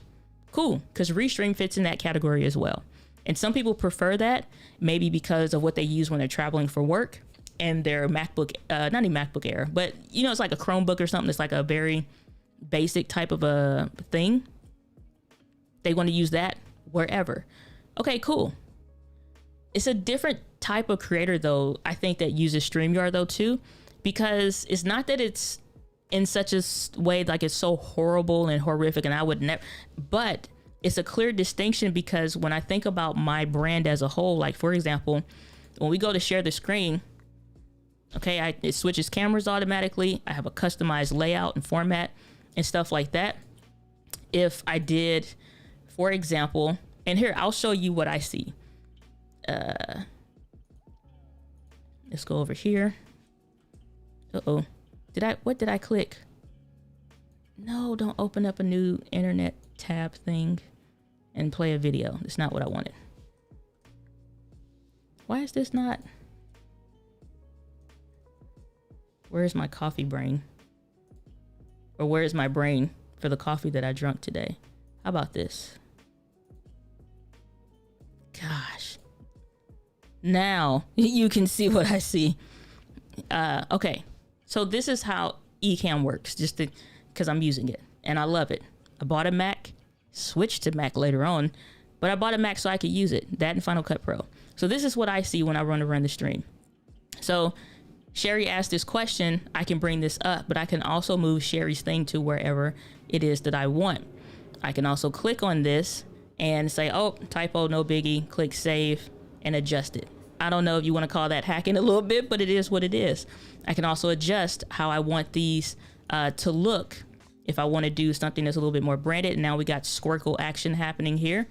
If that was something that I wanted to do. My brand fonts and all of that stuff is available to me. Scrolling ticker, fixed position, fly in, left, right, whatever. So if I bring up another one, bring your question, it can slide in and stuff like that. Other thing also is like branded setup. So if I want to do myself plus a guest, I have my branded overlays and stuff like that for if we're going to go to a website and what that looked like, you'll see somebody there. But even like to the extent of I want to bring on multiple people and what that overlay looks like. I built all of these myself in Canva. So you can go to Canva, dyna.link/Canva. You want to get a pro account. If you're a teacher or if you're a nonprofit, you can get Canva Pro for free. I can build this and customize it however I want. We all want to go over to a website and we're going to review something that's just my desktop. Then way to go. Let's take a look. If I want to go and I'm playing the video, I don't have no caps on what I can do in this program. Make whatever's visible or whatever, or come back to me on the screen. I have complete flexibility and however I want. The stream mix that y'all listening to in the background right now, it's a playlist that I put over here in Ecamm. This ain't the Rodecaster Pro. This is through Ecamm. So when I want to switch cameras, do side by side, boom. Or I want to say, like I could bring my phone in if I wanted to, but bring this up here, picture in picture, kind of compare the two or whatever. All this stuff is available to me here. So, you know, when you think about what you want to use, it really is dependent on like, what do you have a vision for with your content? What do you need? For me personally, I wanted my brand to be represented on my live streams. I didn't want you to see a difference between what's a live stream and what's a recorded video. And a lot of people ask early on, is this like live? Or like you for real here? And I'm like, yeah, I'm for real here. I ain't just like lying in the chat. So, you know, that's my opinion. I still recommend both because for some people, StreamYard is the right option for some people, depending on their needs and wants, just like cameras. But even you can get that in Restream for some of that stuff. So my personal opinion.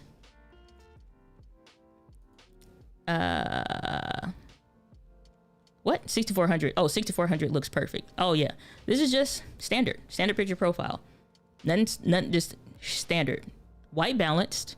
That's where a lot of people mess up with standard, is they pick whatever random balance the camera picks, and then for goodness sake don't lock it.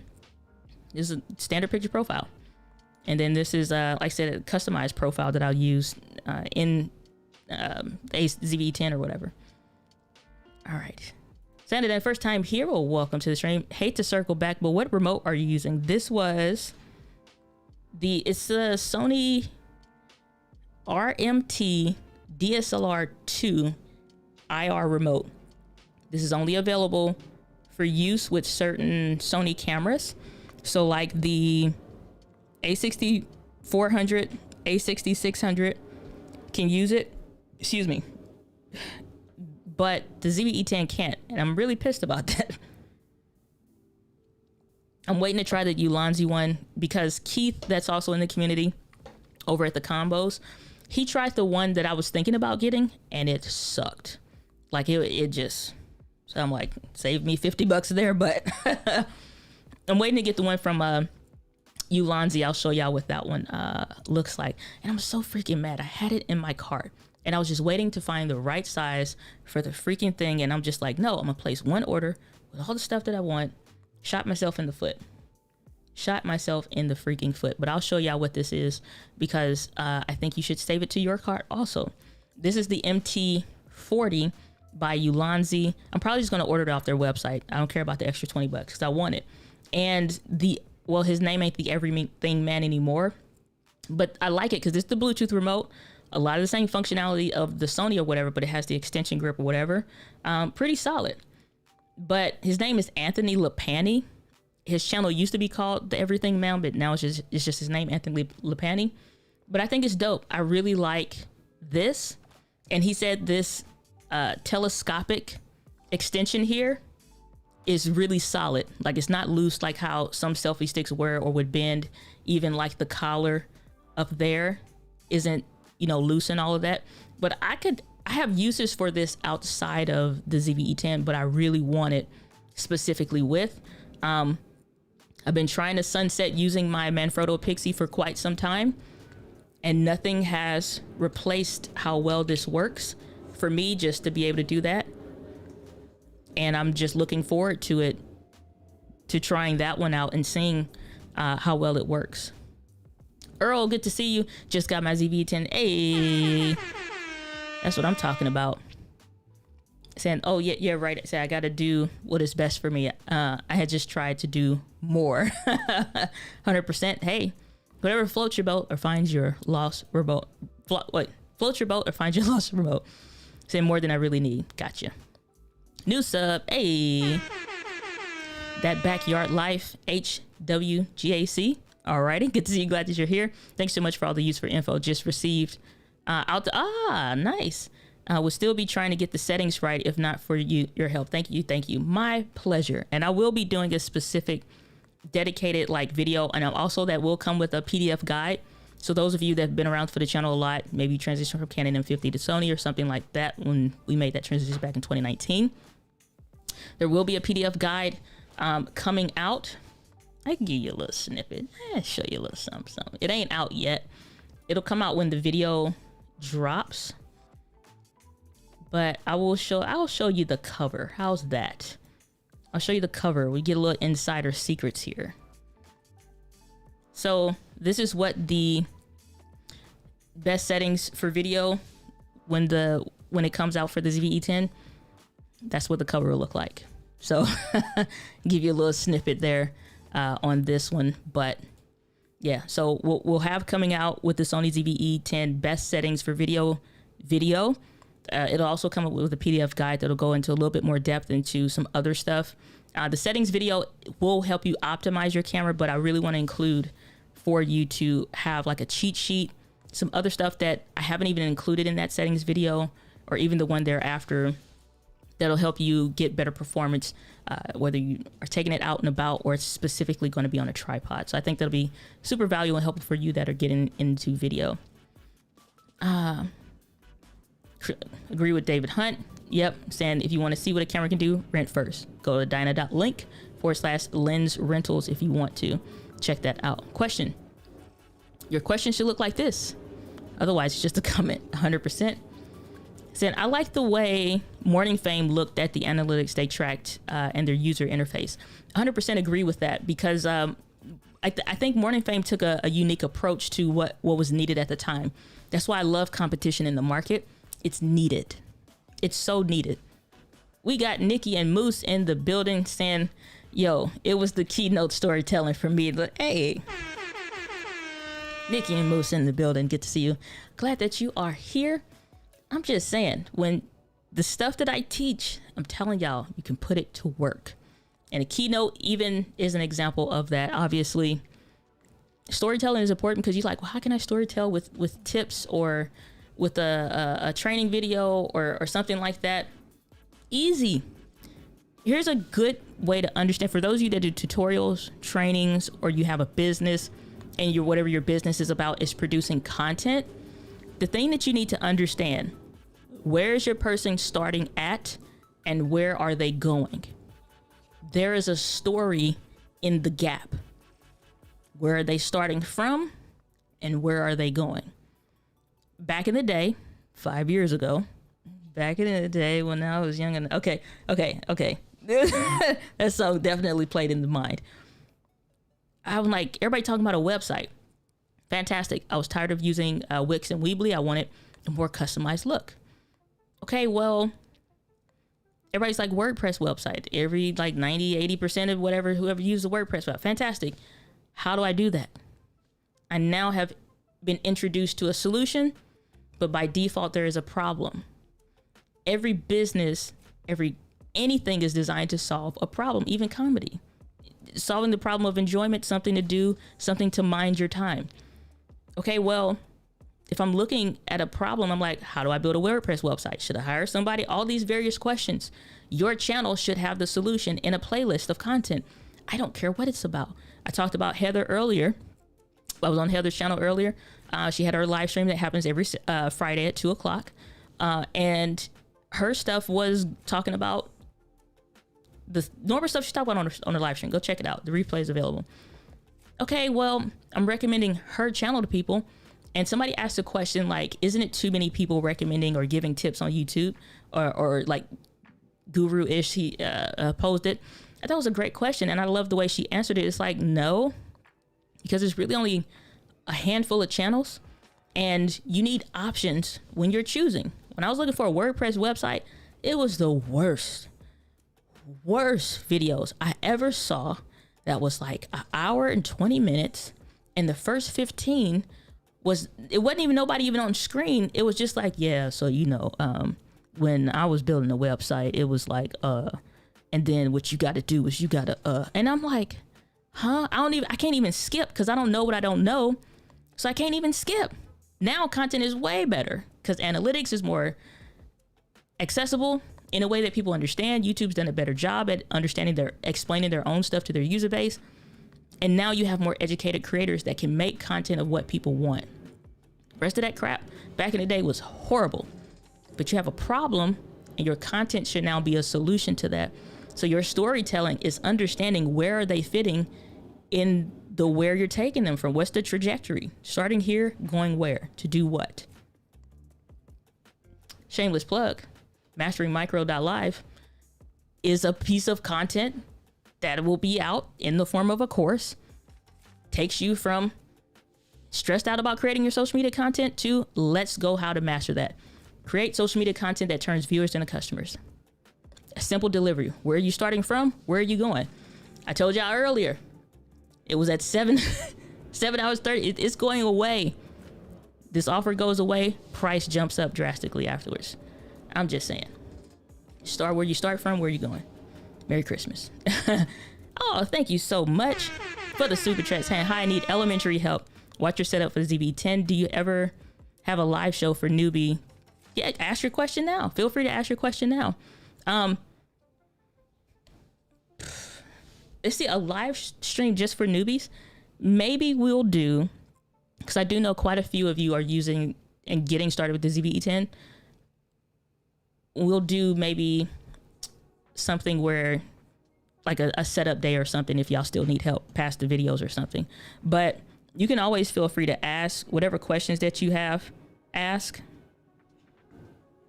ask on these live streams. Is fine. We don't need anything specific. Just ask. Sylvia Nixon in the building. Good to see you. Glad you're here. Saying I like vidIQ as well, loads of info and motivation, but nothing beats Roberto Blake's breakdown and perspective for me. I'm just saying, Roberto Blake is a master. Like, that brother, you better have a recording going, a note, and then just time to like dissect what's being taught there. Roberto Blake is a master. Saying, how you doing a training and not let me? I apologize. I'm sure there's a DM of me being yelled at on Instagram or a text message. I will look for that. So launching the course kicks off Monday, but today's the last day for it. I'm not staying in the hot seat too much longer. Hey, what's going on, Rich? Good to see you. Glad that you are here. Hey man, you said do it. I'm doing it. So it'll be another second launch around it. This is like the first wave. Okay, initial launch. We'll do another launch of it, but it'll be like, again, the recorded version and then obviously a higher price point. So I'm just saying, I'm not staying in the hot seat.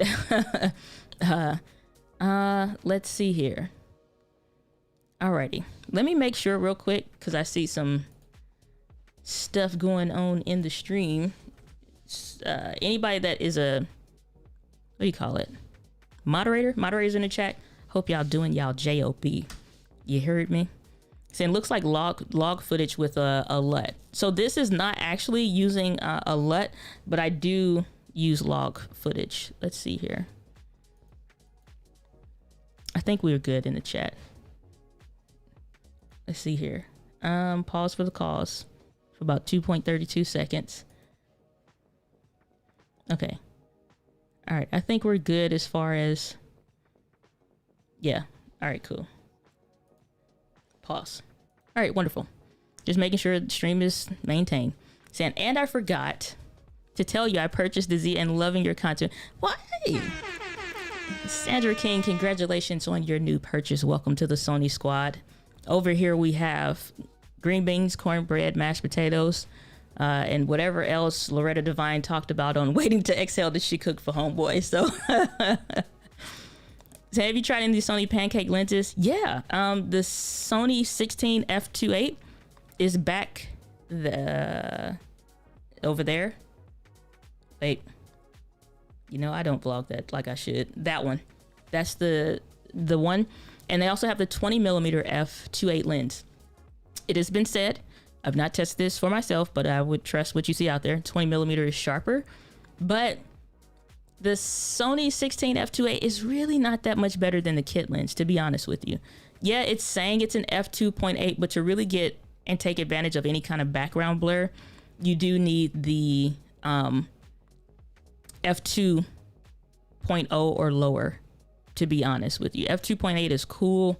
Yeah, it's less and it's a constant aperture, but it's not like a sharper lens or whatever. But I do have videos of me using it on the channel where I never said anything.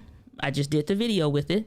Nobody was none the wiser. Obviously, when I got the Sigma 16, that can go to an f1.4, which is what I'm using now on the ZV-E10, which is noticeable. And we've also been streaming for an hour and 48 minutes. And the ZV-E10 battery is connected via USB-C, so it does get power. This is through Ecamm. This ain't even released yet, so yeah, keep your mouth shut. All right, secret sauce here. It is charging the camera or maintaining power, I'll say it less as well. So the battery was fully charged, I think, when I started the stream. So it's only down by one little tick, whereas by 2 hours when I tested the ZV-E10 battery life, it was like gone. Like, these are the findings that I had. Let's blow this up. All right. So these were my findings that I did for the battery test for the ZV-E10. So at an hour at 4K, I was at 25%. At For the ZV-E10 at, what was it, 25 minutes, it was at 85%. And then at an hour on the ZV-E10, I was at 54%. And so for me, using this now, hell yeah. Like, bee's knees Hall of Fame, in my opinion. But you can use other Sony cameras, though, just so you know, if you guys have other Sony cameras. A 61, 64, 6600, I've personally tested. Other members in our community in the Ecamm fam. Shout out to Ecamm Live. Sponsored the Being a Creator series, which I'm extremely grateful for. Repping their shirt even. Wasn't intentional. But that has native USB live streaming. You can go up to 4K on those other cameras as well. But it's not out yet for the ZV-10. It'll come. But that's what we're testing today. So we're doing 4K. And we are at 24 frames per second. I think the stream, though, is doing 2K even or something. I haven't changed it, but whatevs. All right. All right. Super helpful. Thank you. My pleasure. Thomas Brooks in the building. Good to see you. Glad that you are here. Would be amazing if you could choose clear and zoom priority over optical. Oh, yeah, on the ZV-1. That would be pretty neat. Definitely be pretty neat. Thanks for all your thumbs up on the stream. 100%. Shout out to the moderators in the chat. Make sure you give them some love or some white chocolate.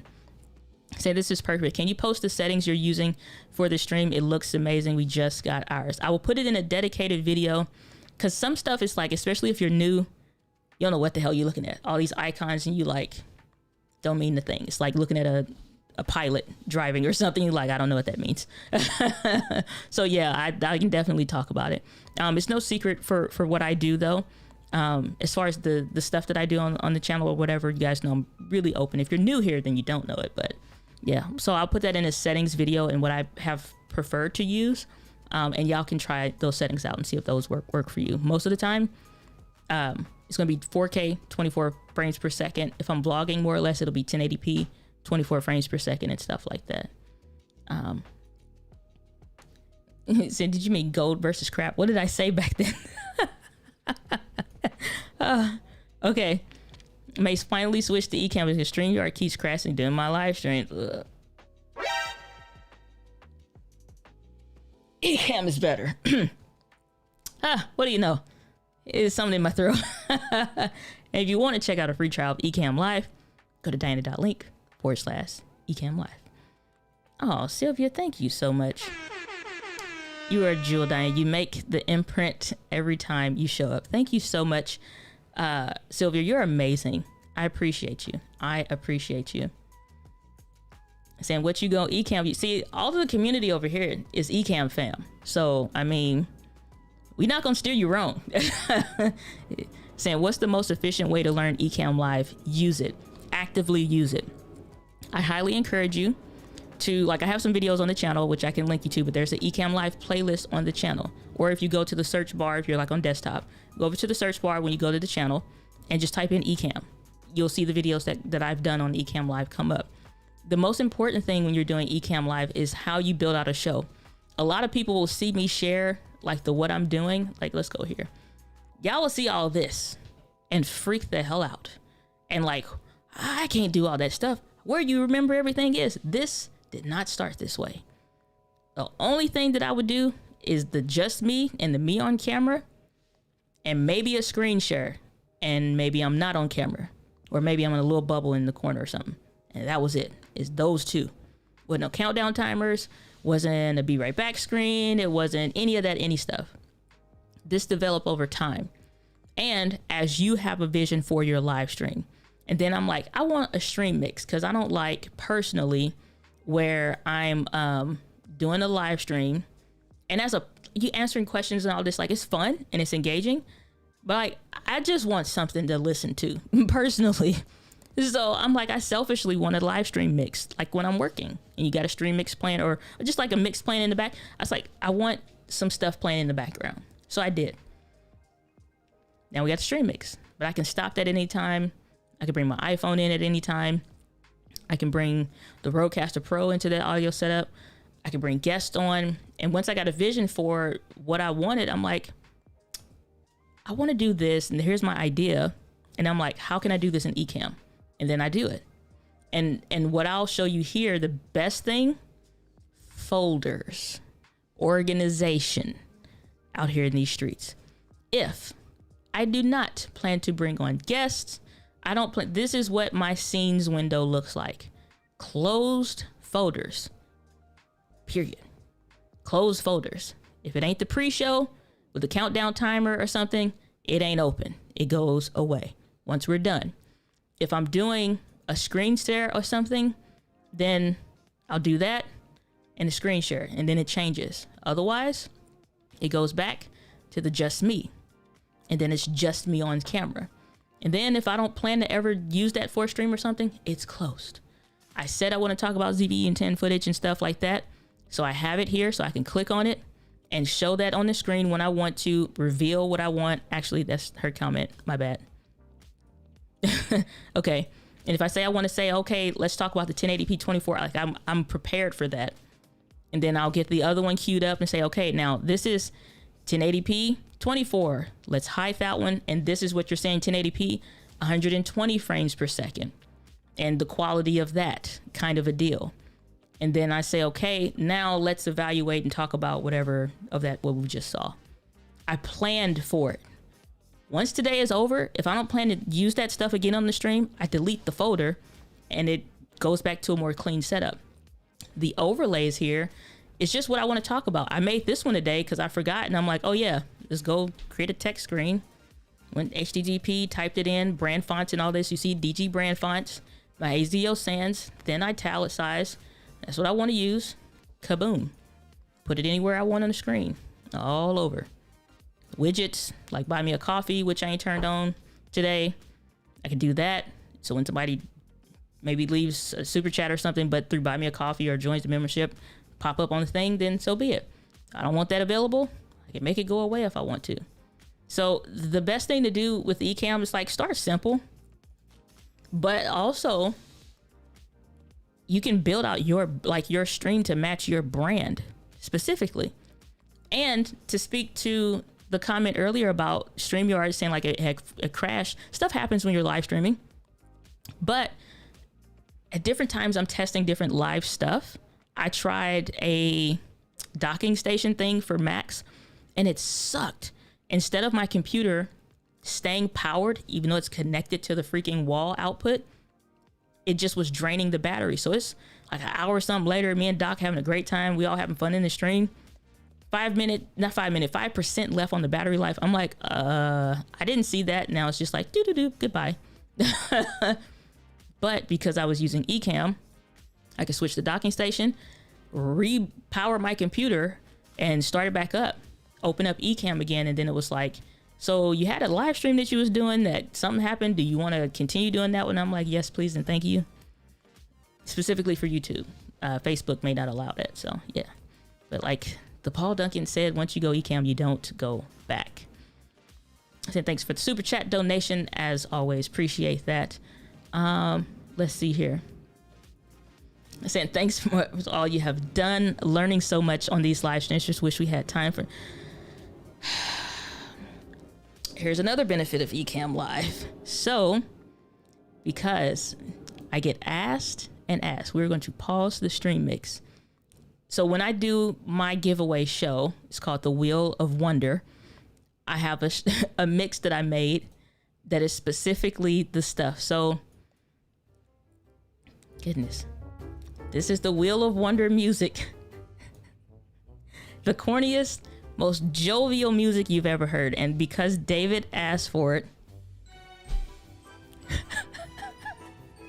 I need to find something to give away soon so David can get his fix of the Wheel of Wonder game and we can all move on with life. Because my gosh. And now we go back to the stream mix, collapse that folder, and we're back to our regularly scheduled program. All right. Because my goodness. Are you satisfied now? Are you satisfied that you have heard your Wheel of Wonder music? By goodness sakes. Are there any benefits to shopping with B&H? I see their advertisements very well. I like B&H. I just recently became an affiliate for Adorama, actually, because B&H apparently said I don't qualify for some reason. And they've denied me like 3 times, like over the course of like the last probably like 2.5, 3 years. So I'm just like, I still do business with them because I don't care about that so much so, but affiliate now through Adorama. But yeah, I like them because if you are not in New York, you do not need to pay sales tax on, and I believe Adorama is the same way. You don't need to pay sales tax on the stuff that you purchase. And they are like one of the largest camera stores, period. The shipping is free over a certain price, and the products are good. And I've always had a fantastic experience with their customer service. I have no negatives with using or buying big stuff. My Rodecaster Pro and this Shure SM7B came from B&H. When I was using Panasonic, I bought a lot of Panasonic stuff. My GX8 came from there. It wound up being a manufacturer's error in that camera. B&H did not give me any hassle at all. And I'm like, hey, there's a glitch that's happening when I'm like panning from here to here. It's like it'll jump on the screen or something. And that's also in the video file. They sent me out another GX8 and a replacement. And that's how we found out that it was like a manufacturer's error and one got published for it. They didn't give me any hassle about it. So I've always had a good experience with using them. So I don't have any qualms about recommending them, Adorama, and KEH.com. Saying Diana Gladney always adds value. Why, thank you so much. I appreciate you. Blind Guy, his wife, their life, appreciate you. And I'm trying to keep up with the Knicks. Love it, love it, love it. Thank you so much. And don't know what to ask. First time here. Okay. Well, if you have where you do get an idea for a question after the stream, you can still leave a comment in the chat. I do reply, not comment in the chat, a comment in the comment section underneath the live stream later, or any other video. I'll see it, and I'll be able to answer that. And if the question is detailed enough, and I think it'll be a good idea for a video, it'll probably make it to a video. So when you come up with something, feel free to ask. All right. So you're delivering this round of masteringmicro.live. So are you mean like, what am I? So go to masteringmicro.live. This one's going to be live. This one is at a launch price, so it's very affordable. The other one is going to go up after it goes and becomes available after this one. But for these next 2.5 weeks, we're diving into all the stuff, like the syllabus is on the page and all of that stuff. So go to masteringmicro.live to check that out. Just to recover those details. 1 second, let me find, there we go. So just to recover those details, if you scroll down the page and come down to here, the course breakdown will go through this over the course of a couple weeks, you should be in and out of this course within 2 weeks. So this ain't no like 6-month program or whatever. You can obviously go back and get access to whatever, but this is what these different sessions are going to be about. And so we will have the bonus content where whatever you're producing or had an idea to produce or whatever, we're actually going to be taking a look at those of you that are in the community as best as I can. I believe this will probably be a real tight-knit group, so we should have time for it. Content review and analysis. Where are you posting your micro? What is it doing? And how can we make it perform better? Even editorially, there are things that I see that people make mistakes-wise, not because it's bad or like your idea wasn't good, but it's some refinement of some things that you need to do, from carousels to IGTV videos or Instagram Reels and stuff. And sometimes I think it's for a lack of maybe sometimes being educated about a platform. But, you know, as far as the editorial process and stuff like that, I've had the honor and pleasure of working with Think Media, as well as for Ray Edwards in editing their micro content. And those pieces still do very well to this day. And they repurpose and republish that stuff out all the time. So take it or leave it. All right. And today is the last day for that early bird pricing there. So, yeah. Oh, what is the round starting on Monday is recorded or live. So we're going to be diving in. The first couple sessions will be recorded just to get you like acclimated. So when you come to the live session, you are good to go. So we'll be doing periodically on the weekends a live chat, but that's not going to be till Saturdays. Right now, these recorded sessions that you're going to get access to, which obviously will do some stuff to make sure you get questions answered on the first week. But those first couple sessions will be recorded so that you have the content. You can prepare and ask questions, but you actually have some stuff to kind of go through as well. So there you go. Hopefully that clears some things up for you. So I thought the ZV-E10 didn't keep up if you used a mic not on the camera. Oh, I get what you're saying. And hello, Death by Tyranny podcast. It's a funny name, or just interesting name rather. I won't say funny, it's interesting. Here's the thing. So I use Ecamm Live. The microphone that you use, I've never found this to be true so much so for a camera per se. Most of us streamers just about use the same microphones. You're not going to find like every stream somebody using something like nobody can identify for real. So I'll show you this in, let's see here. Where is this in Ecamm? Okay. All right, so I'm gonna pull this up on this screen. All right, so in Ecamm, you're seeing behind the scenes now. You'll see the mic delay is set to 2. When I'm doing and I'm speaking and I'm saying something, so like obviously if I'm testing this, let's make this a smaller box. Or can you not? Okay, Merry Christmas then. Well, I have 2 screens, so I would put it on the other screen then. But for this one, we can't. So I'm gonna cover up my face. So for your microphone that you're using, you can go all the way up to 30, which most people will use like 30 frames or 30 like images per second. You can adjust that slider in Ecamm Live. I don't know about other companies or other streaming platforms. I know in Ecamm, you can adjust that. Sometimes that delay can be the camera, but most of the time I found like it's like the microphone that you use. So when I switched to the Shure SM7B, I found that it needed to be 2 frames delay for that with the Rodecaster Pro. Everything still takes time for transmission. Nothing is always going to be perfect. Even when I use the USB for the Samson Q2U microphone, which is back there on my shelf, even when I use that microphone, I think I needed to change that one to 4 when I'm using like the A6400 or whatever. That microphone, I found it needed to be like a 4 or something. So it could be a camera thing. I've not really found where the camera so really matters. Obviously, if you're using like the built-in webcam, you may not see anything. But I don't know about these other streaming platforms. But when you're using Ecamm, you can adjust for whatever it is that you need to make sure that your audio and video is in sync.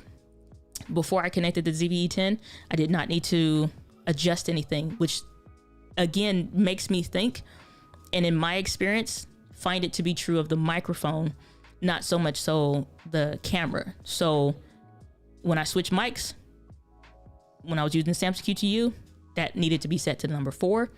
Shure SM7B is now set to 2. My experience. Your mileage may vary if you're using like a pod mic or something else, so just test. Answer another question that you didn't ask. How do you test? Do a recorded video. I'll test 1, 2, 3, 4, clap, clap, clap. And I need to see my hands connect, the snap makes sense without any extreme delays, and then play the recording back. And I'll describe to myself what I see. And because I can use that live demo mode in Ecamm, I can see that in real time and all that. And I'm like, oh, okay, so maybe adjust that kind of a thing. Do you recommend a Stream Deck? What kind? Details coming on something very interesting very soon on something similar. How's that for alluding to the illusion of things? But because I use Ecamm, I have not found I needed one, because I can do the camera switching with my keyboard. There's no Loop Deck, Stream Deck, none of that. Ecamm. Built in natively. So who needs one? But some people do like them, and a lot of Ecammers do find tremendous value. And even if you don't find, if you use something else, they find tremendous value in using it, because here's what I really like that it came over from the gaming community. You can customize that thing to do a lot of stuff, and I really do like it. I just personally don't have a need for it. So it is recommended if you need it, like it, want it, or have an idea for how you want to use it. And you can test the mobile app on your phone if you don't want to purchase one yet, to see, you know, if that kind of a setup would work for you. But what I like that I could see working for businesses and content creators is that when you press and you set up like a button, they could say, open this website, that one, open this program, do this, do that, blah, blah, blah. And it's doing like 16 different things all at once. So instantly, with the click of one button, your stream starts, and like not necessarily starts and becomes live, but all your stuff comes up with the press of one button. So there's tremendous value, I think, in using one. But for me, my workflow and how I work, I went from being on Social Media Examiner's website earlier. It's like, you know, was working even earlier before that. I don't need that. Personally, it would be a distraction because I got to close stuff first. I don't know. It's just not for me. I like it. I think it's tremendous with what it can do. And I think you should test it and see if it's going to work for you and your workflow and how you prefer to create. But just with my very plain Jane, I would say, setup that I use very simple setup. I'm not like, there's no camera that's going to pop up from the behind or on the side, or plain Jane. But if I want to do camera switching, eCam. And the reason why I prefer it is because it's simple, and that I just like, in my opinion. All right. What's up, Rob? Good to see you. Glad that you are here. I don't think I saw your name earlier, but good to see you, Rob. Glad that you're here, or at least maybe it's been a while. Okay. Thanks, Diana. Yes, you cleared up my questions about the course. Oh, my pleasure. Glad to be of service, Charlotte. Saying SM7B through the Rodecaster Pro is, yep, it's what I'm using. Saying I love my Stream Deck. Love it. Good to see you, Andrew. Glad that you're here. I think it's super. I think it's a valuable device for what it is, and it has tremendous flexibility if you plan to use it. But for me, like I said, way my stuff is set up and my personal workflow, not currently, but there are some things I do kind of want to do. But again, secret sauce coming a little bit later about what's what with that. What are the most, and hello, Amir, good to see you. Glad that you're here. What are the most cheap and usable lenses for the ZV-E10? Like the Sigma, not expensive original ones. Okay. There's a video going to come out about it, but question that you want to ask yourself, what focal length do you need? The brands to watch for obviously are Sony, Sigma, Tamron, and then Samyang / Rokinon. Those are going to be some of the best lenses that you find across for most of those brands. And you also see like Sony Zeiss, but that's also still Sony. Sigma 16 is fine. Sony 20mm f2.8, meh, it's fine. F2.8 ain't gonna get you no background blur like that though. Even at close range, and then it's closer, and so no. Sigma 16, obviously. Sigma 30mm, obviously. Rokinon / Samyang, they're autofocus version lenses, not manual focus, because ain't nobody got time for that. So they have a 12 and an 18mm f2, I believe. I like those. Those run for about $400, and they had a crazy sale. And I apologize if y'all didn't catch it. I don't think I did proper due diligence there. It was gone. It was like available for like 3 days, and it was gone. $199. They sold that 12mm f2 lens for that would fit the ZV-E10. And I'm sorry I didn't tell y'all. I apologize. I suck. That was $199. But I'm watching.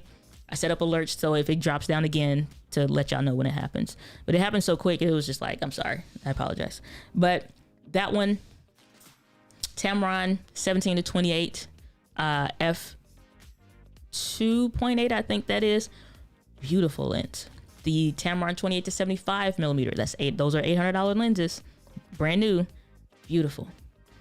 But it's really it's not just about like what you can buy. It's really going to be about focal lengths. What do you need? Do you need wide? Between a 10-18s kind of a situation? Do you just want to replace the kit lens with something better? It's your Tamron 17-28-ish. Or do you not? It's pretty much the go-to range, but you also have to think, even if you got the Sigma 16 or something thereabout, you can go from 16 millimeters to 32 millimeters at f1.4 because you have access to clear image zoom. So technically you wouldn't need something else just for focal range capabilities. Because if 16 to 32 would work for you and you do want that constant aperture, there is no lens that exists like that. But with using clear image zoom, it crops in on the sensor, so it maintains a sharp image quality. You don't lose any depth of field, so your background blur doesn't deteriorate or the image quality doesn't deteriorate. You still need to account for how close you are to the lens because it will refocus and stuff, but it's important. Here, why am I talking about this? And I can show you. And then I'm leaving because I had to get some freaking lunch. I ain't ate all day. Clear image zoom, right? It's on this is a 35 millimeter f1.8 lens, right? Clear image zoom lets me zoom all the way in. Now we're at, what is it? 2.0 times crop.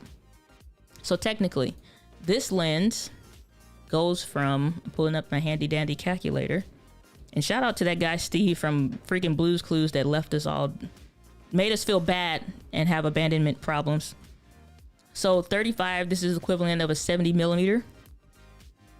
We are barely making the focusing in focus requirements, but this is clear image zoom. Back up because this is much too close. You can go from 1.1, 1.2, blah, blah, blah, and on and on. There is a freebie guide on the website, on the blog. So you go to dianagladney.com. Find this and drop it in the chat. Let's go over yonder. So over on the website, you type in here, clear image zoom in the search, hit enter. You will find how to use Sony clear image zoom, which is this blog post over here that now has the video that just came out, so that's on the channel as well. But I created what's called the clear image zoom, like a lens calculator kind of a deal, so you can see. This is just on you from like 1.1 to 1.5, but whatever lens you're thinking about, and I think this is helpful if you're trying to decide what to purchase. I'll drop this link in the chat so you got access to that. All right, so whatever lens you're thinking about, it's like Sigma 16, what's that focal length or range look like that that you would get access to? This is only showing up to 1.5, which is what the limit is at 4K, but it does go up to 2.0 on the calculator, but you can download that and get that or whatever. So again, you saw what the 35 can do and on and on. So that's available over on the blog. Let's see here. Saying I'm back. Did I get my question answered by? Yeah, Miss Eileen, a long time ago. Like, yeah, a long time ago, Miss Eileen. You got your question answered, okay? But if you want to re-know, just let me know. I'll let you know. Okay, answered that one. Really love your channel. Thank you so much, Amir. I appreciate that. Miss Eileen, we got you covered. See, I think I will start a petition, the Wheel of One. Oh gosh, don't start it. Won't be nothing. All right, we got freaking kittens to save or something. Gosh, for those of you that don't know, everybody's losing their gosh darn mind over this Wheel of Wonder game.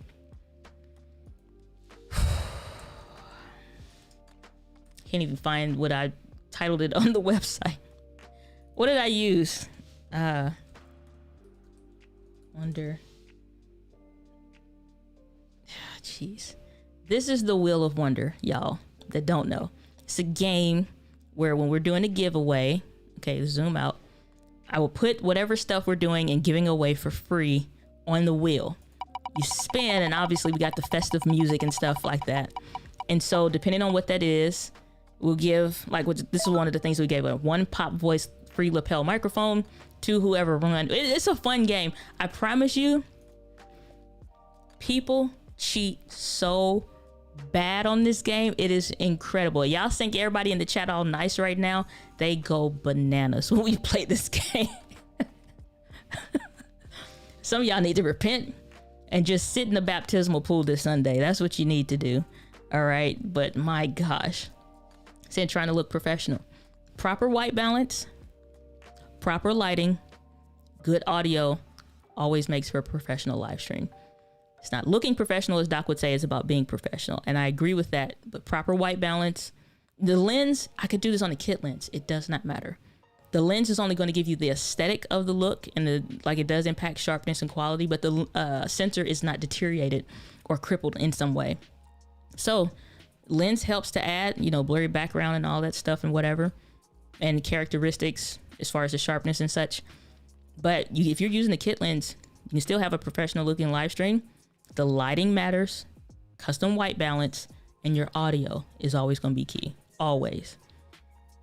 Just have to say that you rocked the leap into live presentation. Well, thank you so much. I appreciate that, Andrew. Thank you. Have you had a chance to play with the monitor and the app it's supposed to turn your phone into? Yes, I do have one of those programs installed on my phone, and it's a delay with it. I tried it. I like it, but it's just a delay with it or whatever. I mean, it's all right. What is it called? Field monitor. I want Sony to just unleash the Kraken, okay? Release the Kraken here. Let us live stream through these gosh darn cameras with our phone, no HDMI, and I don't want to have to pay $1,000 or $2,500 for the Sony Xperia phone just to be able to do that. I know it's like no money in it for them, but I mean, shoot. I don't know how to make this beneficial for you other than to say, please, Sony, okay, we really like it. If somebody else do it, that's what I'm saying. We need competition in the market from Sony, Panasonic, not Sony, but Panasonic, Olympus, Canon, Fuji, Nikon need to step it up, make everybody do better. Then we win as the consumer. But I have tried it. I think for me personally, the phone app will help with some things, but it's not fluid enough and it's not snappy enough to where you could actively rely on it like that. If it's just you doing your own thing, then cool. But I think some of those systems like the HDMI external, like through Wi-Fi kind of a deal, would be best in those. Those work better and a little bit more reliable. Is there any reading material in English? Is there any reading material you recommend for learning about brand deals and collaborations? No, but Roberto Blake has some fantastic information about it. And if you also, Heather's husband, Heather Ramirez, Tom Buck, if you ever search for anything Rodecaster Pro, he'll come up. But Tom Buck has an amazing channel. Also, he has an ethics statement. I think his website's like, hi, my name is Tom or something. Of course, Tom's website would be like super warm and welcoming. I said, hi, my name is Tom. I hope I don't go to any random, is it ethics? I think it is maybe. So let's take a look here. So this is Tom Buck. This is Heather's husband that you all saw in the chat earlier. This is his ethics statement. So if you go to hi, my name is tom.com/ethics, you'll get able to see this. But he breaks down some different stuff that I think everybody needs to take a look at. And it's really about your experience with some of these brands or the emails that you get every day. Just about my assistant is filtering through quote unquote brand deals or proposed brand deals and stuff like that. Thankfully, I had the pleasure and honor of studying contract writing. So some of the legalistic language about certain things I'm able to look for. But ideally, I think Roberto Blake does a good job of talking about it on his channel. But I've not found like where there's a book about it, because so much of this, like some of these brands are taking advantage of creators because they're like, oh, we'll send you this free thing, do all this work for us, say all this stuff specifically, and I'll send you a $20 thing. It's like, hell no. Or I even see some of y'all participating in stuff that I know is against the Amazon affiliate partner program, and you are at risk of getting booted out because they said, well, you pay for the thing, we'll send you the money back through PayPal, and no loss, right? We'll send you the thing, right? Just leave a review. No, that's against you. Y'all don't read terms and conditions? Apparently not. Don't do that stuff. That's not even a brand deal. Sometimes I'll accept free stuff like that thing right there. I haven't talked about it yet. It's a newer stick light, tube light, or whatever. It's like, not only do I have to like maybe want it, But it's a lot of stuff sometimes that I want, but is it of value to my community? We have a whole process. What are you going to give them? What am I going to get? What are you asking? What are the requirements? Does this make sense to do or not? And I'm very particular about what brand deals I accept or don't, to my own detriment financially, even to an extent, because I could take a whole bunch of stuff with the kind of channel that I have. I could take a whole bunch of stuff that we get a pitch to, at least. Not doing that. If it's not of value to you, if it's not of value to the community, and financially and legalistically it doesn't make sense, don't do it. It's okay sometimes to accept gear if you prefer, but you have to think about this from a marketing perspective. I think more importantly, study marketing and communications and probably get into some basic legal contract understanding stuff. Like I got Black's Law Dictionary back there, actually it's over there, Black's Law Dictionary. Because some of the terms and stuff that you will see if they want you to sign something, I'm not agreeing to that. Everything is offer and acceptance. I was explaining this to my nephew earlier. So you make an offer, it's up to you to accept it. No different than we go to the car dealership. So when I worked in the auto lien financing department, which is what used to be my job, most people don't know when you get that conditional approval, it's upon the conditions that you say yes to what they're offering. You don't have to accept it. You can negotiate. Get a shorter APR, get lower payments. You can negotiate and you send back a counter offer. Same thing with these brand deals. It's like a lot of times, because I'll do micro content from my own talks and stuff, and we repurpose content, they'll be like, well, we want perpetual ownership of it. You can't talk about it or use it anywhere. Hell no, I'm not signing that. Nobody else may read their stuff. I have a certain clause and stuff that we have for use of us and my brand and my business, what we'll agree to and what we won't. Or I'd be like, I'm not signing for that. Here's my requirements for you to work with me. And some brand deals don't go down because they think they talking to somebody that don't know what the hell they doing. I did other stuff before YouTube. So it makes sense. Roberto Blake is good about breaking some of this stuff down, but just as a general sense, so you all understand, that's my little spill on it there. I'm finna go eat. We've been at this for 2.5 hours. Dang. Shoot. Those are out and help them hear the will of wonder. Oh my gosh. Brazil, here, good to see you. Thanks for helping. My pleasure. Welcome, welcome, welcome. All right, let's see here.